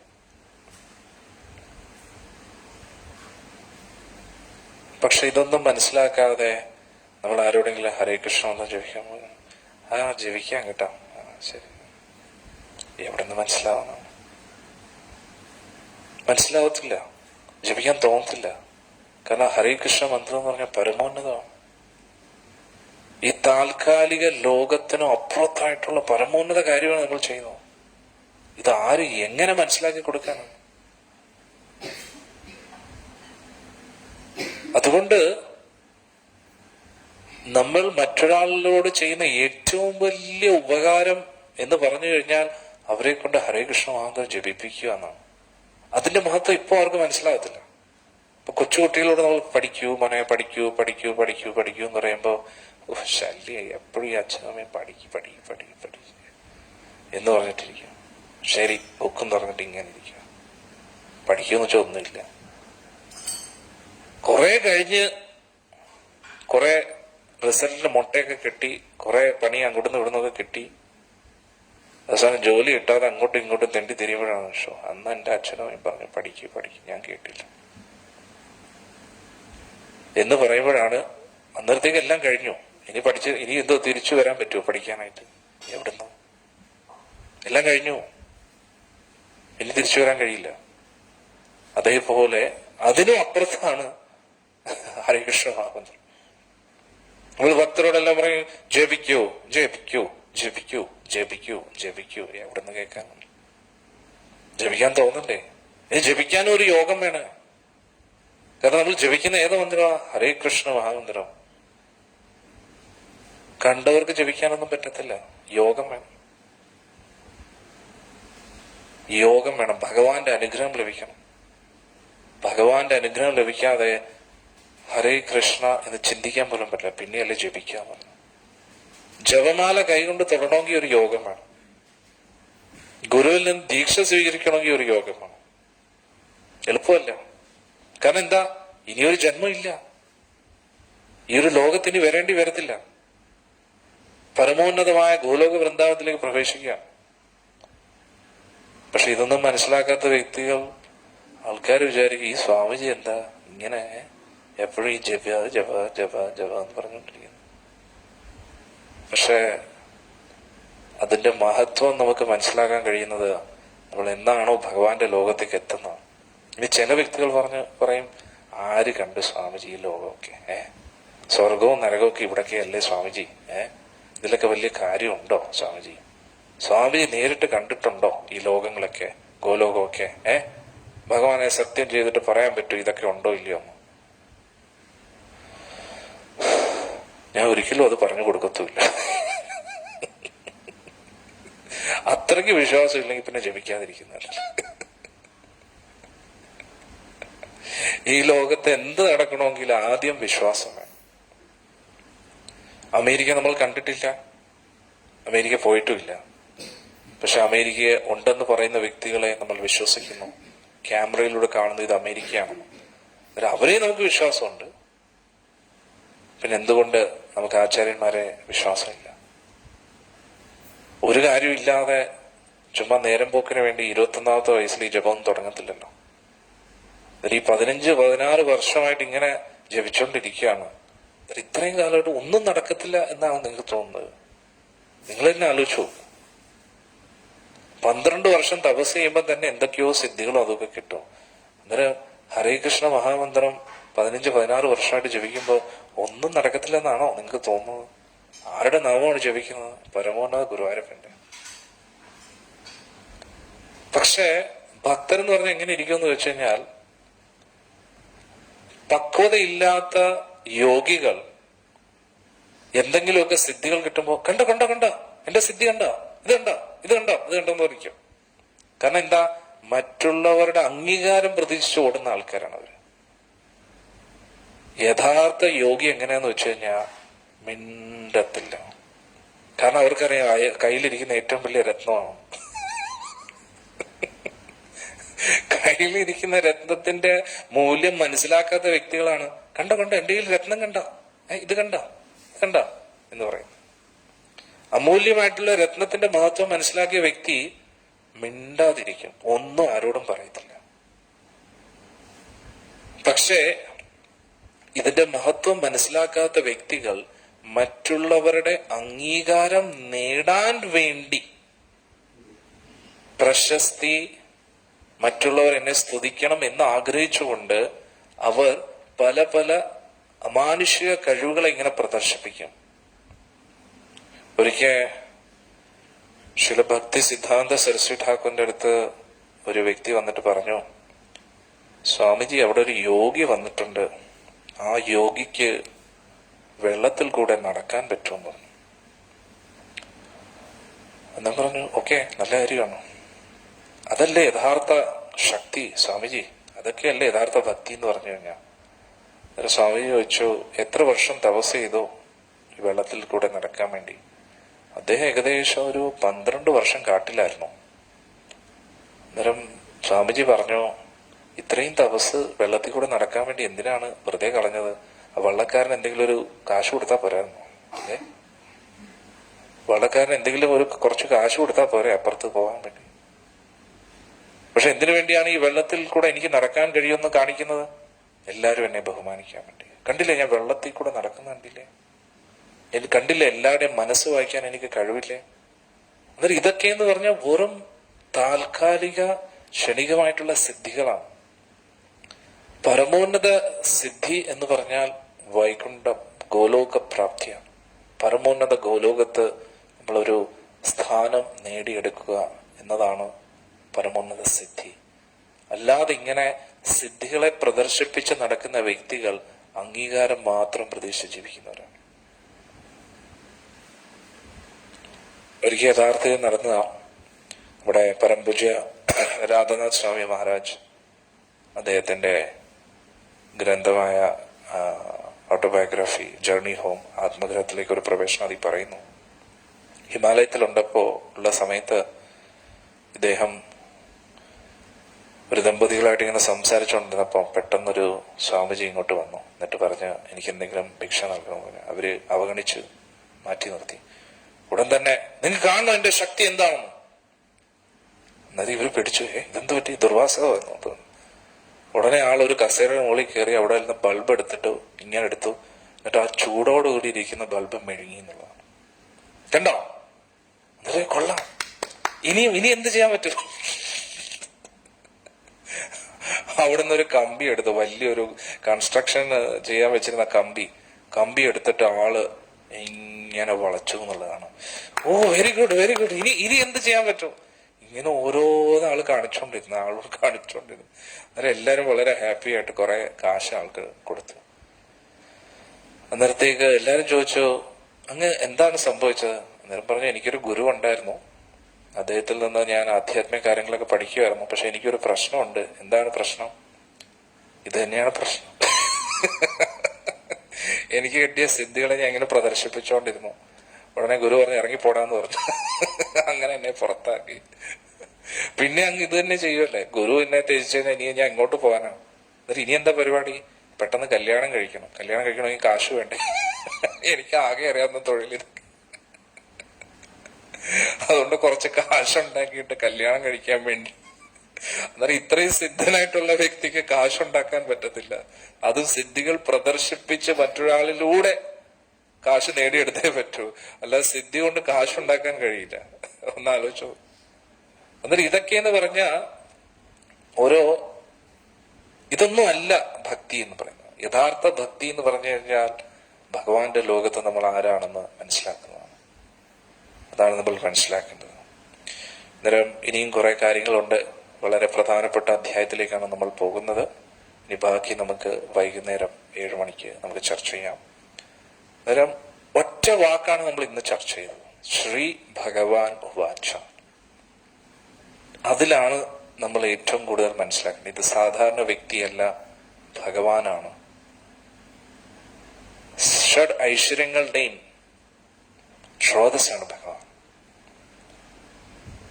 ഭഗവാന്റെ ചെറിയൊരു കാരുണ്യം കൊണ്ടാണ് ഒരു വ്യക്തിക്ക് ഒരു അറിവ് ലഭിക്കുന്നത്. ധ്രുവന്റെ കാര്യം നമുക്കറിയാമല്ലോ. കൊച്ചുകുട്ടിയായിരുന്നു, ഒന്നും അറിഞ്ഞൂടാ. ഭഗവാനെ എന്ത് സ്തുതിക്കണം ഒന്നും അറിയാതിരുന്നപ്പോ ഭഗവാൻ പാഞ്ചജന്യം എടുത്ത് നെറ്റിയിൽ ഇങ്ങനെ വെക്കുമ്പോഴാണ് ധ്രുവൻ എല്ലാ അറിവുകളും കഴിക്കുന്നത്. എന്നാലോചിച്ചോ. ഒരു പിടി അവര് ഭഗവാൻ കഴിച്ചപ്പോഴാണ് കുചേലന്റെ ദാരിദ്ര്യം മാറിയത്. ഭഗവാന്റെ അനുഗ്രഹത്താലാണ് ഹനുമാൻ സ്വാമിക്ക് ഇത്രയും ശക്തി കിട്ടുന്നത്. ഭഗവാന്റെ അനുഗ്രഹത്താലാണ് ഒരു വ്യക്തി പ്രശസ്തനാകുന്നത്. ഭഗവാന്റെ അനുഗ്രഹത്താലാണ് ഒരു വ്യക്തി മായയിൽപ്പെടാതെ വിരക്തിയിൽ വരുന്നത്. അപ്പോൾ നമ്മൾ മനസ്സിലാക്കേണ്ടത്, ഈ 6 ഐശ്വര്യങ്ങളും ഭഗവാന് പരിപൂർണമായിട്ടുണ്ട്. എന്നിട്ട് ഭഗവാന്റെ കൃപാകടാക്ഷം കൊണ്ടാണ് ഏതെങ്കിലും ഒരു വ്യക്തി അറിവുള്ള വ്യക്തിയായി മാറുന്നതും പ്രശസ്തനായി മാറുന്നതും സമ്പന്നനായി മാറുന്നതും ശക്തിവാനായിട്ട് മാറുന്നതും. ഇതെല്ലാം ഭഗവാന്റെ ചെറിയൊരു അനുഗ്രഹം കൊണ്ട് മാത്രം. ഇപ്പൊ ഈ ഇടയ്ക്ക് തന്നെ നമ്മുടെ ഇന്ത്യയിലെ ഏറ്റവും സമ്പന്നനായിട്ടുള്ള ഫാമിലിയിൽ ഒരു കല്യാണമായിരുന്നു അല്ലേ. അവിടെ ഇന്ത്യയിലുള്ള എല്ലാവരും, വളരെ പ്രധാനപ്പെട്ട സിനിമാ നായകന്മാരും എല്ലാവരും അങ്ങോട്ട് പോയി അവരുടെ കല്യാണത്തിൽ ഡാൻസ് ചെയ്യുമായിരുന്നു. എന്തുകൊണ്ട്? കാശിന്റെ പവറാണ്. ഈ കാശ് ഒരാൾക്ക് എങ്ങനെ ലഭിക്കുന്നു? ഭഗവാന്റെ അനുഗ്രഹം. ഭഗവാന്റെ അനുഗ്രഹം ഇല്ലാതെ ഒരാളുടെ കയ്യിൽ സമ്പത്തിരിക്കത്തില്ല. അത് നമ്മൾ മനസ്സിലാക്കും. പൂർവ്വജന്മത്തിന്റെ കർമ്മം കൊണ്ട് കിട്ടുന്ന അനുഗ്രഹങ്ങളാണ് ഇതൊക്കെ. പക്ഷെ ഇതിനെല്ലാം അനുമതിദായകൻ ഗുരുവായൂരപ്പനാണ്. അതുകൊണ്ട് ഭഗവാൻ എന്ന വാക്കിനെ നമ്മൾ പൂർണ്ണമായിട്ടും മനസ്സിലാക്കണം. അന്നേരം ഏറ്റവും സമ്പന്നനായിട്ടുള്ള ഒരു വ്യക്തി, ഏറ്റവും സുന്ദരനായിട്ടുള്ള വ്യക്തി, ഏറ്റവും ഈ ലോകത്തിൽ എല്ലാത്തിനെ കുറിച്ചും അറിവുള്ള വ്യക്തി, ഏറ്റവും ശക്തിശാലിയായിട്ടുള്ള വ്യക്തി, ഏറ്റവും പ്രശസ്തനായിട്ടുള്ള വ്യക്തി, ഏറ്റവും വിരക്തിയിലിരിക്കുന്ന വ്യക്തി, ആ വ്യക്തിക്ക് ആരുടെ ആവശ്യമാണ്? എന്തിനു വേണ്ടിയാണ്? കൃഷ്ണ എന്ന് പറയുമ്പോഴേ നമ്മുടെ ഉള്ളിൽ നിന്നും കാമം നശിക്കും. ഹൃദയാംഗതമായിട്ട് ആരെങ്കിലും കൃഷ്ണ എന്ന് പറയുമ്പോഴേ അവിടെ കാമമില്ല.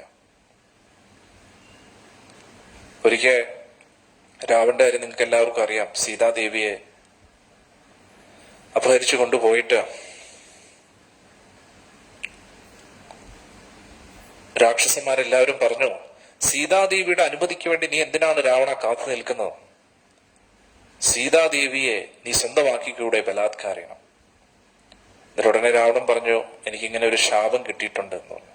എങ്കിൽ പിന്നെ രാമന്റെ വേഷത്തിൽ നിനക്ക് സീതാദേവിയെ സ്വന്തമാക്കിക്കൂടെ. രാമന്റെ വേഷത്തിൽ നിന്ന് ചെന്നാൽ സീതാദേവി ഒന്നും പറയത്തില്ലല്ലോ എന്ന് പറഞ്ഞു. ഉടനെ രാവണൻ പറഞ്ഞു, അത് ഞാൻ ശ്രമിച്ചു നോക്കിയിട്ടുണ്ട്. പിന്നെന്തു പറ്റി? ഏതൊരു രൂപം എടുക്കണമെങ്കിലും ആ വ്യക്തിയുടെ നാമം ഉച്ചരിക്കണം. അന്നേരം ഞാൻ രാമനെ സ്മരിച്ചുകൊണ്ട്, വില്യം പിടിച്ചു നിൽക്കുന്ന രാമനെ സ്മരിച്ചുകൊണ്ട് രാമ രാമ എന്ന് പറയുമ്പോ പിന്നെ സീതയെ നോക്കുമ്പോ കാമാസക്തിയോടുകൂടി നോക്കാൻ പറ്റുന്നില്ലേ? അമ്മയായിട്ടാണ് കാണുന്നത്. ഒന്നാലോചിച്ചു. ശ്രീരാമചന്ദ്ര ഭഗവാനിക്ക് ജയ്. അന്നേരം ഭഗവാന്റെ നാമം ജപിക്കുന്ന വ്യക്തികളുടെ ഉള്ളിൽ കാമമില്ല. രാവണനെ പോലെ ഇത്രയും വലിയ ദുഷ്ടന്റെ മനസ്സ് പോലും രാമ എന്ന് പറയുമ്പോൾ മാറുകയാണെങ്കിൽ രാമന്റെ ഉള്ളിൽ കാമമുണ്ടോ? അതേ രാമൻ തന്നെയാണ് ഓടക്കുഴൽ പിടിക്കുമ്പോൾ കൃഷ്ണനാകുന്നത്. അങ്ങനെയാണെങ്കിൽ കൃഷ്ണന്റെ ഉള്ളിൽ എങ്ങനെയാണ് കാമം ഉണ്ടാവുക? ഇനി കാമം ഉണ്ടെങ്കിലും അതിൽ എന്താണ് തെറ്റ്? കാമം പക്ഷെ ഇല്ല. ശരീരബോധത്തിന്റെ അടിസ്ഥാനത്തിലുള്ള ബന്ധമല്ല, ആത്മീയ അവബോധത്തിൽ, ആത്മീയ ശരീരത്തിലൂടെ ഉള്ള ഒരു ബന്ധമാണ്. അവിടെ കാമത്തിന് സ്ഥാനമില്ല. അതുകൊണ്ടാണ് വിരക്തിയിൽ, പരമോന്നത വിരക്തിയിൽ ഇരിക്കുന്ന ശുകദേവ ഗോസ്വാമിയും പരീക്ഷിത മഹാരാജും, ഒന്ന് ആലോചിച്ച് നോക്കണം. മരണത്തിന്റെ അടുത്തെത്തിയിരിക്കുകയാണ് ആര്? പരീക്ഷിത മഹാരാജ്. അദ്ദേഹം എന്തിനായിരിക്കും രാസലീല ചർച്ച ചെയ്യുന്നത്? അദ്ദേഹത്തിന് ആഗ്രഹങ്ങൾ കാമാസക്തി പൂർത്തീകരിക്കപ്പെടാത്തത് കൊണ്ടാണോ ശുകദേവ ഗോസ്വാമിയിൽ നിന്ന് ഈ ഒരു ചർച്ച ചെയ്യുന്നത്? ഒന്ന് ആലോചിച്ച് നോക്കൂ. അങ്ങനെ ആണെങ്കിൽ അവിടെ ഇരിക്കുന്ന ഋഷിമാരെല്ലാവരും കാമാസക്തിയോടുകൂടിയാണോ ഇരിക്കുന്നത്? അല്ല, എല്ലാം ശ്രേഷ്ഠരായിട്ടുള്ള സജ്ജനങ്ങളാണ് ഇരിക്കുന്നത്. ഇനി പരീക്ഷിത് മരിച്ചാലും വേണമെങ്കിൽ സ്വർഗലോകത്ത് പോകാം. അവിടെ എല്ലാ കാമപൂർത്തീകരണവും നടത്താൻ കഴിയും. പക്ഷെ അതൊന്നും അല്ല പരീക്ഷത്തിന്റെ ലക്ഷ്യം. നമ്മൾ വിചാരിച്ചതൊന്നും അല്ല രാസലീല എന്നും കൂടെ നമ്മൾ മനസ്സിലാക്കണം. അപ്പോഴാണ് നമ്മൾ യഥാർത്ഥത്തിൽ ഗോപികമാരാരാണെന്നും ശ്രീകൃഷ്ണ ഭഗവാനും ഗോപികമാരുമായിട്ടുള്ള ബന്ധം എന്താണെന്നും പരമോന്നത ഗോപികയായ ശ്രീമതി രാധാദേവി ആരാണെന്നും നമ്മൾ മനസ്സിലാക്കുന്നു. അതാണ് ഇനി ചർച്ച ചെയ്യാൻ പോകുന്നത്. ഭഗവാൻ ഇപ്പോൾ കദംബവൃക്ഷത്തിന്റെ മുകളിൽ ഇരുന്നു കൊണ്ട് ഗോപികമാരുടെ വസ്ത്രമൊക്കെ ഇങ്ങനെ പിടിച്ചു വെച്ചിരിക്കുകയാണ്. ഭഗവാൻ പറഞ്ഞു, ഓരോരുത്തരായിട്ട് വന്നെങ്കിലേ ഞാൻ തരൂ കേട്ടോ വസ്ത്രം. ഇതൊക്കെ ഒരു രസമാണ് ഭഗവാൻ. കാരണം ഗോപികമാർ ആഗ്രഹിക്കുന്നു. ഞാൻ നേരത്തെ പറഞ്ഞില്ലേ, ഗോപികമാർക്ക് ഭഗവാന്റെ അടുത്ത് നിന്ന് സംസാരിക്കാൻ പോലും സമയമില്ലെന്നല്ല, അവസരം കിട്ടുന്നില്ലേ. ഇപ്പോ ഭഗവാന്റെ അടുത്ത് നിൽക്കുന്ന എല്ലാവരും ആരാണ്? ഭഗവാന്റെ യശോദാമ്മ, നന്ദ മഹാരാജ്, പിന്നെ അതേ പ്രായത്തിലുള്ള അമ്മമാരെല്ലാം. അവരെല്ലാം ഓടി വന്ന് കൃഷ്ണനെ ഇങ്ങനെ വാരിക്കോരി എടുക്കും, എന്റെ മോനെ മോനെ എന്ന് പറഞ്ഞ്. പക്ഷെ ഗോപികമാർക്ക് എന്ത് പറ്റും? ആ ഒരു ഭാവമല്ല, ഭഗവാനെ കാമുകനായിട്ട് കാണും. അതുകൊണ്ട് അതും ചെറുപ്രായത്തിലുള്ള ഗോപികമാരല്ലേ, കൊച്ചു ഗോപിക കുട്ടികളാണ്. എന്നിട്ട് ആ എന്താ പറയുന്ന ചെറുപ്പക്കാരികളായിട്ടുള്ള ഗോപികമാർക്ക് കൃഷ്ണന്റെ അടുത്ത് വരാൻ പറ്റുമോ? കൃഷ്ണനെ കാണുമ്പോഴേ കൃഷ്ണൻ ഇങ്ങനെ നോക്കിയിരിക്കും. കൃഷ്ണനെ ഇങ്ങനെ നോക്കും. ആ നോട്ടത്തിൽ തന്നെ വലിയ പ്രശ്നം. അതുകൊണ്ട് ഇത് മറ്റാർക്കും കണ്ടു കഴിഞ്ഞാലും അവർക്ക് ചിന്ത, അയ്യോ ഞാൻ തെറ്റല്ലേ ചെയ്യുന്നു, വിവാഹം കഴിയാതെ ഒരു അന്യ പുരുഷനെ ഇങ്ങനെ നോക്കാൻ പാടില്ലല്ലോ. സത്യമാണ്. പക്ഷെ ഇത് കൃഷ്ണനായോണ്ട് കറക്റ്റാണ്. എന്നിട്ട് ഗോപികമാരെല്ലാം കൃഷ്ണനെ ഒളിഞ്ഞു നോക്കുകയാണ്, കൃഷ്ണനും തിരിച്ചു ഒളിഞ്ഞു നോക്കുകയാണ്. അന്നേരം പ്രത്യേക ഒരു ബന്ധമാണ് ഗോപികമാരുടെ. എല്ലാരും പറഞ്ഞു കഴിഞ്ഞാൽ വലിയ നാണക്കേടാണ്. ഈ ഗോപികമാരൊക്കെ മോശം, എന്ത് പറയാ ഇങ്ങനെയൊക്കെ. ഗോപികമാർക്ക് അവരുടെ മനസ്സിനെ പിടിച്ചു നിർത്താനും പറ്റുന്നില്ല. അതാണ് ഒരു അവസ്ഥ. ഇനി ഇതിൽ ചെറുപ്പക്കാരികളായിട്ടുള്ള ഗോപികമാരുണ്ട്, വിവാഹം കഴിച്ചവര്. അവർക്കും അവരുടെ മനസ്സിനെ നിയന്ത്രിക്കാൻ കഴിയുന്നില്ല. കാരണം ഭഗവാൻ അത്രയ്ക്ക് സുന്ദരനാണ്. അന്നേരം ഇവിടെ ഗോപിക ഗീതത്തിലും പറയുന്നുണ്ട്, ഭഗവാൻ ഇവിടെ ഓടക്കുള്ളിൽ ഊതുന്ന സമയത്ത് ദേവലോകത്തിലൂടെ ദേവന്മാരുടെ പത്നിമാരൊക്കെ ദേവന്മാരോട് ഒത്തിരുന്ന് ഇങ്ങനെ പോകുന്ന സമയത്ത് ആ ഓടക്കുള്ളിൽ നാദം കേൾക്കുമ്പോഴേ അവരുടെ കൺട്രോളൊക്കെ പോകുന്നതാണ് പറയുന്നത്. ഇതൊരു കാമമായിട്ട് നിങ്ങൾ കാണരുത്. ഭഗവാനോടുള്ള പ്രേമം അത്രയ്ക്ക് ആകർഷകനാണ് ഭഗവാൻ. എല്ലാവർക്കും ഭഗവാനോട് പ്രേമം തോന്നും. പക്ഷെ ഒരു കൂട്ടം ഗോപികമാർക്ക് ഭഗവാനോട് അമ്മയുടെ സ്നേഹമാണ്, ഒരു മകനോട് തോന്നുന്ന സ്നേഹമാണ്. ഒരു കൂട്ടം ഗോപന്മാർക്ക് ഭഗവാനോട് കൂട്ടുകാരൻ എന്നുള്ള സ്നേഹമാണ്. വേറെ കുറെ ഗോപന്മാർക്ക് മകൻ എന്നുള്ളൊരു സ്നേഹമാണ്. പക്ഷെ ഒരു കൂട്ടം ഗോപികമാർക്ക് കാമുകൻ എന്നുള്ള സ്നേഹമാണ്. അത് ആരായാലും മോഹിച്ചു പോവും കൃഷ്ണനെ കണ്ടു കഴിഞ്ഞാൽ. കാമദേവൻ പോലും മോഹിച്ചു പോവും. കൈലാസനാഥൻ പോലും ആഗ്രഹിച്ചു. കൈലാസനാഥൻ യശോദാമ്മയുടെ ഭാവത്തിലല്ല കൃഷ്ണനെ സ്നേഹിക്കുന്നത്, കൂട്ടുകാരന്റെ ഭാവത്തിലുമല്ല. മഹാദേവൻ ഗോപിക ഭാവത്തിലാണ് കൃഷ്ണനെ ഇഷ്ടപ്പെടുന്നത്. എന്നാൽ നമ്മളൊന്ന് ആലോചിച്ച് നോക്കണം, സാക്ഷാൽ മഹാദേവൻ പോലും കൊതിക്കുന്ന ഗോപികയാകാൻ. ഇത് മനസ്സിലായോ എന്ന് വെച്ചാൽ നിങ്ങൾക്ക് മനസ്സിലായി എന്ന് ഞാൻ കരുതുന്നു. മനസ്സിലായില്ല എന്നും ഞാൻ മനസ്സിലാക്കുന്നു. അതാണ് രാസലീല. എത്ര പറഞ്ഞാലും വാക്കുകളിലൂടെ അത് ഒരിക്കലും എക്സ്പ്രസ് ചെയ്യാൻ കഴിയില്ല. അത് വളരെ ഹൈ ടോപ്പിക്കാണ്, വളരെ ഹൈ ടോപ്പിക്കാണ്, വളരെ ഹൈ ടോപ്പിക്കാണ്. എത്രത്തോളം നമുക്ക് മനസ്സിലാക്കാൻ പറ്റുന്നോ അത് ഭഗവാന്റെ കാരുണ്യം, രാധാറാണിയുടെ കാരുണ്യം എന്നാണ് മനസ്സിലാക്കുന്നത്. അല്ലാത്ത വ്യക്തികൾ സംസാര സാഗരത്തിൽ മുങ്ങി ഇങ്ങനെ കിടക്കുമെന്ന്. അവർക്കൊരിക്കലും ആ പരമോന്നതമായിട്ടുള്ള ആ ഏറ്റവും ആധ്യാത്മികതയുടെ ഏറ്റവും പരമോന്നത രഹസ്യങ്ങളിലേക്ക് പ്രവേശിക്കാൻ കഴിയില്ല. ഇതാണ് നമ്മൾ മനസ്സിലാക്കേണ്ടത്. ആത്മസാക്ഷാത്കാരത്തിന്റെ പരമോന്നത അവസ്ഥയിലാണ് ഗോപികമാരിയിരിക്കുന്നത്. കാരണം നമുക്ക് എല്ലാവർക്കും ഭഗവാനോട്ടൊരു ശാശ്വത ബന്ധമുണ്ട്. ആത്മീയ ബന്ധം. ശരീരമല്ല, ആത്മാവാണ്. ആത്മാവിന് ഭഗവാനായിട്ടൊരു ബന്ധമുണ്ട്. അന്നേരം ആ ആത്മീയ ബന്ധത്തിൽ ഭഗവാനുമായിട്ട് അടുത്ത് ഇടപെടാനുള്ള ഏറ്റവും പരമോന്നത അവസരമാണ് ഗോപികാരൂപം. ഏറ്റവും പരമോന്നത രൂപം. അവിടെ ഗോപികമാർക്ക് ഭഗവാനോട് എന്തും തുറന്ന് പറയാം. ഭഗവാന് വേണ്ടി വസ്ത്രങ്ങൾ കൊടുക്കാം, ഭഗവാന് വേണ്ടി ഭക്ഷണം കൊടുക്കാം, ഭഗവാന് വേണ്ടി നൃത്തം ചെയ്യാം. രഹസ്യ പരമോന്നത ബന്ധം. അതാണ് ഇത്രയും പേഴ്സണൽ ബന്ധമാണ്. ഭഗവാന്റെ കൂട്ടുകാരുമായിട്ടുള്ള ബന്ധം എങ്ങനെയാ? എല്ലാ കൂട്ടുകാരോടും ഭഗവാൻ കളിക്കും, പശുക്കളുമായിട്ടും ഭഗവാൻ കളിക്കും. നന്ദമഹാരാജും യശോദാമ്മയും ഭഗവാനെ സ്നേഹിക്കുന്നുണ്ട്, പക്ഷെ എല്ലാരും കൂട്ടത്തിലാണ്. പക്ഷേ ഗോപികമാരുമായിട്ടുള്ള ബന്ധം വളരെ പേഴ്സണൽ ബന്ധമാണ്. ഓരോ ഗോപികയ്ക്കും കൃഷ്ണനെ പേഴ്സണലി കിട്ടുകയാണ്. എന്റെ മാത്രം കൃഷ്ണൻ. അങ്ങനെ ഒരു ഡീപ്പ് ബന്ധമാണ്. അതാണ് ഗോപികമാരുടെ. പക്ഷെ ഗോപികമാർക്ക് തമ്മി അസൂയയില്ല, പക്ഷെ അസൂയ ഉണ്ടെന്നാണ്. അത് ആ അസൂയയും ഒരു ആത്മീയ അസൂയ. ഒന്നും മനസ്സിലായില്ലല്ലേ? ഇതാണ് രാസലീല. മനസ്സിലാകുന്നവർ ഭാഗ്യവാന്മാരും ഭാഗ്യവതികളും. അല്ലാത്തവരെ കുറിച്ച് ഒന്നും പറയാൻ കഴിയില്ല, പ്രാർത്ഥിക്കാനേ പറ്റൂ. അപ്പോൾ ഭഗവാൻ കൃഷ്ണൻ ആ കദംബ വൃക്ഷത്തിന്റെ മുകളിൽ ഇരുന്ന് ഗോപികമാരോട് പറയുകയാണ്.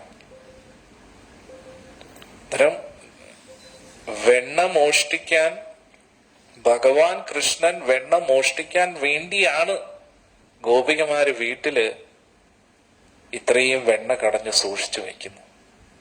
ഭഗവാൻ വന്നില്ലെങ്കിൽ അവർക്ക് വിഷമം. അതേപോലെ എല്ലാ ദിവസവും രാവിലെ ഭഗവാൻ ഒരുങ്ങി പുറത്തിറങ്ങുന്ന പശുക്കളെ മേയിച്ച് നടക്കുന്ന ഗോപികമാര് കൃഷ്ണനെ ഇങ്ങനെ സൂക്ഷിച്ചു നോക്കും. അവരെല്ലാം ചിന്തിക്കുന്ന എന്താണ്? സോ നമുക്ക് ഇദ്ദേഹത്തെ അടുത്തൊന്ന് കിട്ടിയിരുന്നെങ്കിൽ, നമ്മളാണെങ്കിൽ കൂട്ടുകാരുമല്ല, നമ്മളൊക്കെ ഗോപികമാരായി പോയല്ലോ. അതുകൊണ്ട് നമുക്ക് കൃഷ്ണന്റെ അടുത്ത് എത്താൻ കഴിയില്ല, കൃഷ്ണന്റെ അടുത്ത് കളിക്കാൻ പറ്റുന്നില്ല. ഇനി നമ്മളാണെങ്കിലോ ചെറുപ്പക്കാരികളായിട്ടുള്ള പെൺകുട്ടികൾ, അതുകൊണ്ട് കൃഷ്ണന്റെ അടുത്ത് ഒട്ടും നിൽക്കാൻ കഴിയില്ല. അല്ല, പൊതുവെ ഒരു ആണും പെണ്ണും അടുത്ത് നോക്കുമ്പോ അതെന്താ ഇങ്ങനെ, ഇതെന്താ ഇവർ രണ്ടുപേരും ഇത്രയും നേരം അല്ല, ഇന്നത്തെ കാലത്ത് ഇന്ന് ഇത്രയും ഫ്രീഡം ഉള്ള ഒരു സമയമായിട്ട് പോലും പൊതുവെ അത് തെറ്റാണ്. പക്ഷെ ഞാൻ ഒരു ഉദാഹരണം പറയുകയാണ്. അവര് ചിലപ്പം പഠിത്തത്തെ കുറിച്ചായിരിക്കും ചിന്തിക്കുന്ന, എന്താ സംസാരിക്കുന്ന എന്തെങ്കിലും ഒരു കാര്യമാണ്. പക്ഷെ ഒന്ന് നമ്മളിങ്ങനെ നടന്നു പോകുന്ന സമയത്ത് ഒരു ചെറുപ്പക്കാരനായിട്ടുള്ള ആൺകുട്ടിയും പെൺകുട്ടിയും കുറെ നേരം ഇങ്ങനെ സംസാരിച്ചു, അതെന്താ അവര് അങ്ങനെ, അതെന്താ ഇങ്ങനെ. ഇനി നമ്മുടെ പെൺകുട്ടികളെയും നമ്മുടെ ആൺകുട്ടികളെ കാട്ടിയും നമ്മൾ ഏറ്റവും കൂടുതൽ അവരെ കുറിച്ചുള്ള ചിന്തകൾ അയൽവാസികൾക്കായിരിക്കും. നിങ്ങളുടെ മോനെ കണ്ടു കേട്ടോ, ഏതൊരു പെൺകുട്ടിയായിട്ട് അവര് തെറ്റായിട്ടൊന്നും അല്ല കേട്ടോ, എന്തോ എന്നാലും എന്നാലും നാട്ടുകാരൊക്കെ ഒന്ന് ചിന്തിക്കണ്ടേ, ഇങ്ങനെ എന്തെങ്കിലും പറയും. ഈ പെൺകുട്ടികളാണെങ്കിലും ആ മോളെ കണ്ടു കേട്ടോ അവിടെ ഇതിവിടെ വെച്ച ഏതോ ഒരുത്തനുമായിട്ട് കോളേജിൽ പോകുന്നൊരു പയ്യനായിരിക്കും, എന്തെങ്കിലും വഴി വെച്ച് എന്തോ കണ്ടിട്ട് സംസാരിച്ചായിരിക്കും. പക്ഷെ ടോക്ക് എങ്ങനെയാ പോകുന്ന, ഏതോ ഒരുത്തനുമായിട്ട് എന്തോ ഒരുത്തനായിട്ട് അല്ല, ഒന്നുമില്ല, നമ്മളിങ്ങനെ കണ്ടു സംസാരിക്കുന്നതായിട്ടെ. എന്നാലും നാട്ടുകാരൊക്കെ എന്തെങ്കിലുമൊക്കെ പറഞ്ഞാലോ, ഇങ്ങനെ തന്നെയായിരിക്കും നാട്ടിലെല്ലാം പറഞ്ഞു കാണുന്നത്. വേറെ ആരുമല്ല, ഈ വ്യക്തി തന്നെയായിരിക്കും എല്ലായിടത്തും പറഞ്ഞു. എന്നിട്ട് ലാസ്റ്റ് ആയിരിക്കും വീട്ടിൽ വന്നിട്ട് പറയുന്നത്. അതിന് ഞാൻ പറയുന്നത്, ഇന്നത്തെ കാലത്ത് പോലും ഇങ്ങനെയാണെങ്കിൽ, അത്രത്തോളം നമ്മൾ തെറ്റിദ്ധരിക്കാൻ സാധ്യതയുണ്ടെങ്കിൽ, ആ വൃന്ദാവനത്തിൽ, അതൊരു ഗ്രാമമാണ്, ഗ്രാമത്തിലെ കൊച്ചു പെൺകുട്ടികൾ ഭഗവാൻ കൃഷ്ണന്റെ അടുത്ത് നിൽക്കാൻ പറ്റുമോ എന്നാണ് നമ്മൾ ചിന്തിക്കേണ്ടത്.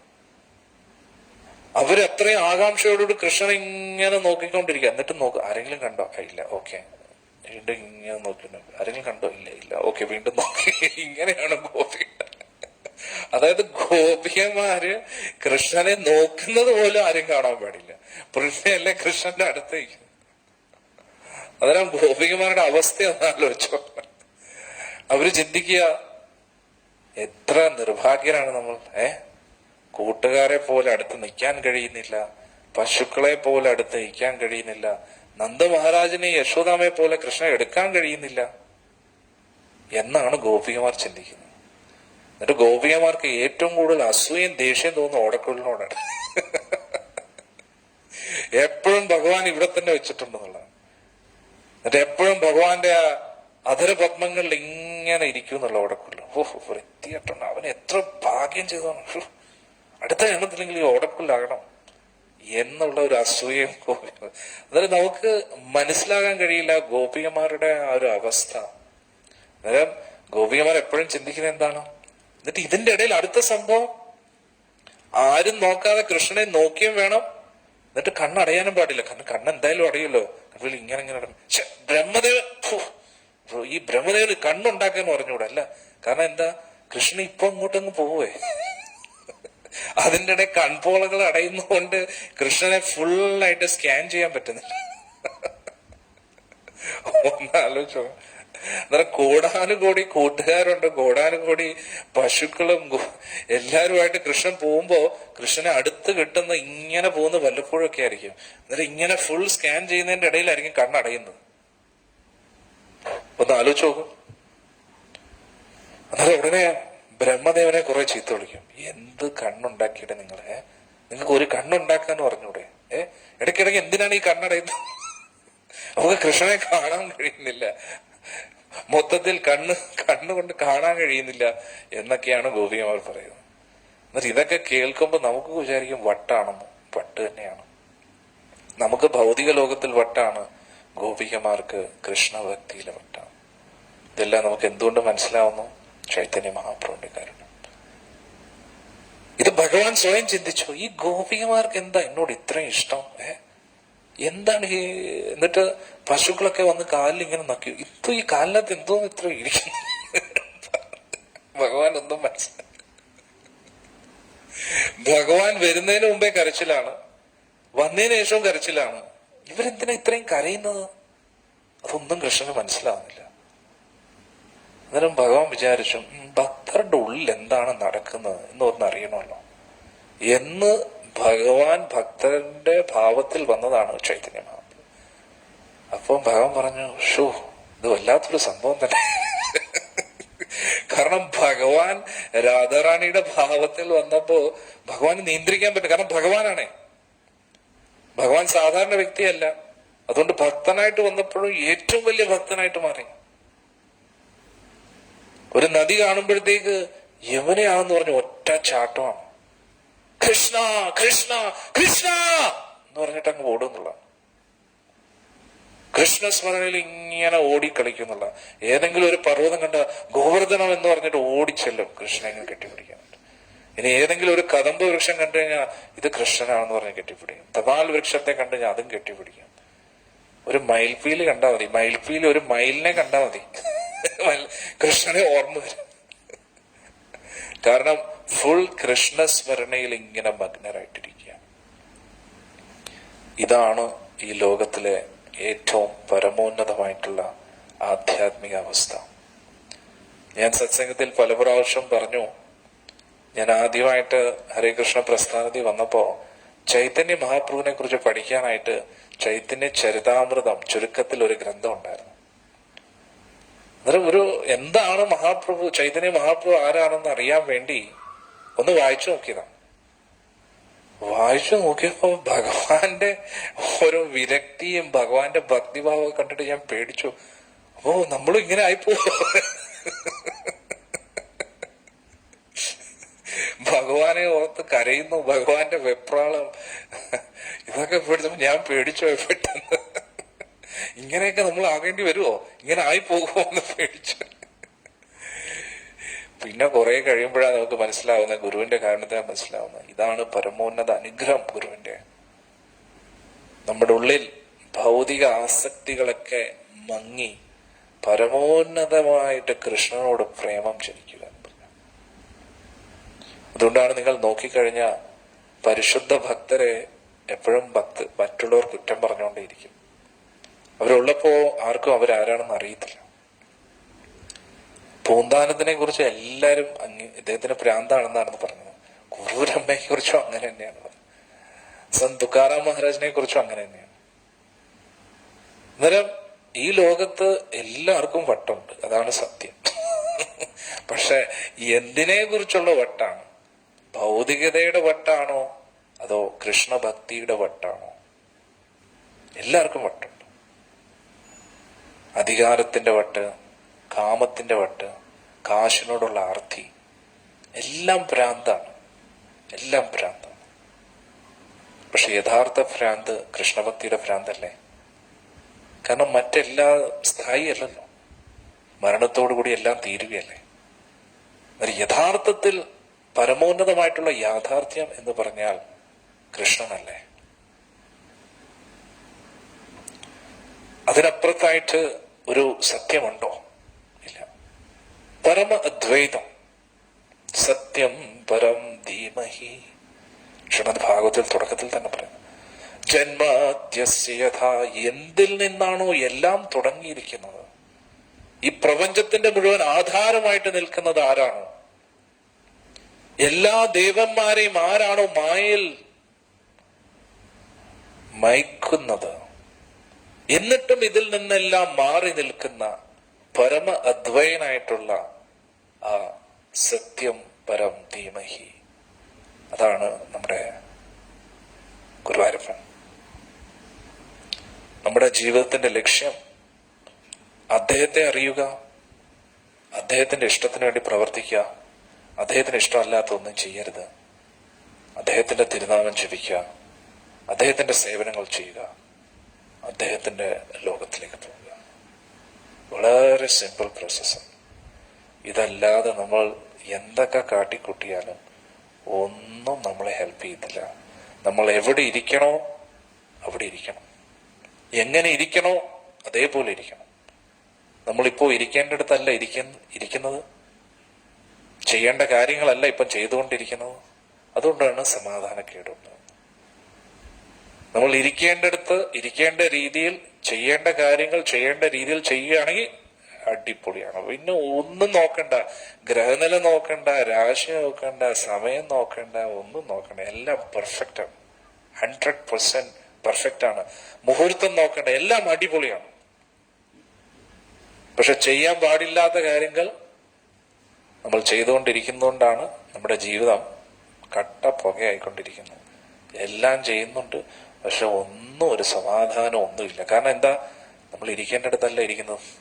ഒരു മത്സ്യത്തെ വെള്ളത്തിൽ നിന്നും പുറത്തെടുത്തു കഴിഞ്ഞാൽ ആ മത്സ്യത്തിന് എന്തൊക്കെ കൊടുത്താലും ആ മത്സ്യത്തിന് തൃപ്തി വരത്തില്ല. ആ മത്സ്യത്തിനെ തിരിച്ചു വെള്ളത്തിൽ ഇടുമ്പോൾ മാത്രമേ ആ മത്സ്യത്തിന് സമാധാനമുള്ളൂ. അതുകൊണ്ട് ഇതിനകത്തിരിക്കുന്ന ആത്മാവ് ഭഗവാന്റെ ലോകത്ത്, ആത്മീയ ലോകത്തിൽ എത്തുമ്പോൾ മാത്രമേ ഈ ആത്മാവിന് സമാധാനം കിട്ടൂ. അല്ലാതെ ഈ ലോകത്ത് ഇരുന്നു കൊണ്ട് എന്തൊക്കെ കാട്ടിക്കൂട്ടിയാലും ഈ ലോകം മുഴുവൻ ഈ ശരീരത്തിന്റെ അധീനതയിൽ വന്നാലും, ഈ ലോകത്തുള്ള എല്ലാ ജീവജാലങ്ങളും ഈ ശരീരം പറയുന്നത് കേട്ട് കഴിഞ്ഞാലും, ഈ ലോകത്തിലുള്ള എല്ലാവരും ഈ ശരീരത്തിന്റെ പാദത്തിൽ വന്ന് നമസ്കരിച്ചാലും ഇതിനകത്തിരിക്കുന്ന ആത്മാവിന് സംതൃപ്തി കിട്ടത്തില്ല. ഈ ലോകത്തിൽ എല്ലാവരും ആഗ്രഹിക്കുന്ന എല്ലാ ആസ്വാദന വിഷയങ്ങളും, അതിസുന്ദരമായിട്ടുള്ള രൂപങ്ങളും, അതിസുന്ദരമായിട്ടുള്ള ശബ്ദവും, അതിസുന്ദരമായിട്ടുള്ള രുചിയും സ്പർശനവും, അതിന്റെ പരിപൂർണതയിൽ അനന്തകാലത്തോളം ഈ ശരീരത്തിന് ആസ്വദിക്കാൻ ലഭിച്ചാലും ഇതൊന്നും ഇതിനകത്തിരിക്കുന്ന ആത്മാവിനെ തൃപ്തിപ്പെടുത്തത്തില്ല. ഇതിനകത്തിരിക്കുന്ന ആത്മാവിന് തൃപ്തിപ്പെടുന്നത് ആ ആത്മാവിന്റെ ലോകത്ത് ആ പരമോന്നതനായ ഗുരുവായൂരപ്പന്റെ സേവനം ചെയ്താൽ മാത്രമേ ഇതിനകത്തിരിക്കുന്ന ആത്മാവിന് സന്തോഷവും സമാധാനവും സംതൃപ്തിയും പരമാനന്ദവും ലഭിക്കൂ. അതാണ് നമ്മൾ ഈ ഒരു ശ്ലോകത്തിൽ നിന്ന് മനസ്സിലാക്കേണ്ടത്. ഇനിയും വിശദീകരിച്ച് ഇനിയും പറയാനുണ്ട്. അത് നമുക്ക് 7 മണിക്ക് കാണാം. ഇന്ന് വന്ന എല്ലാ ഭക്തജനങ്ങൾക്കും ഗുരുവായൂരപ്പന്റെ അനുഗ്രഹം ലഭിക്കട്ടെ, ശ്രീമതി രാധാറാണിയുടെ അനുഗ്രഹം ലഭിക്കട്ടെ.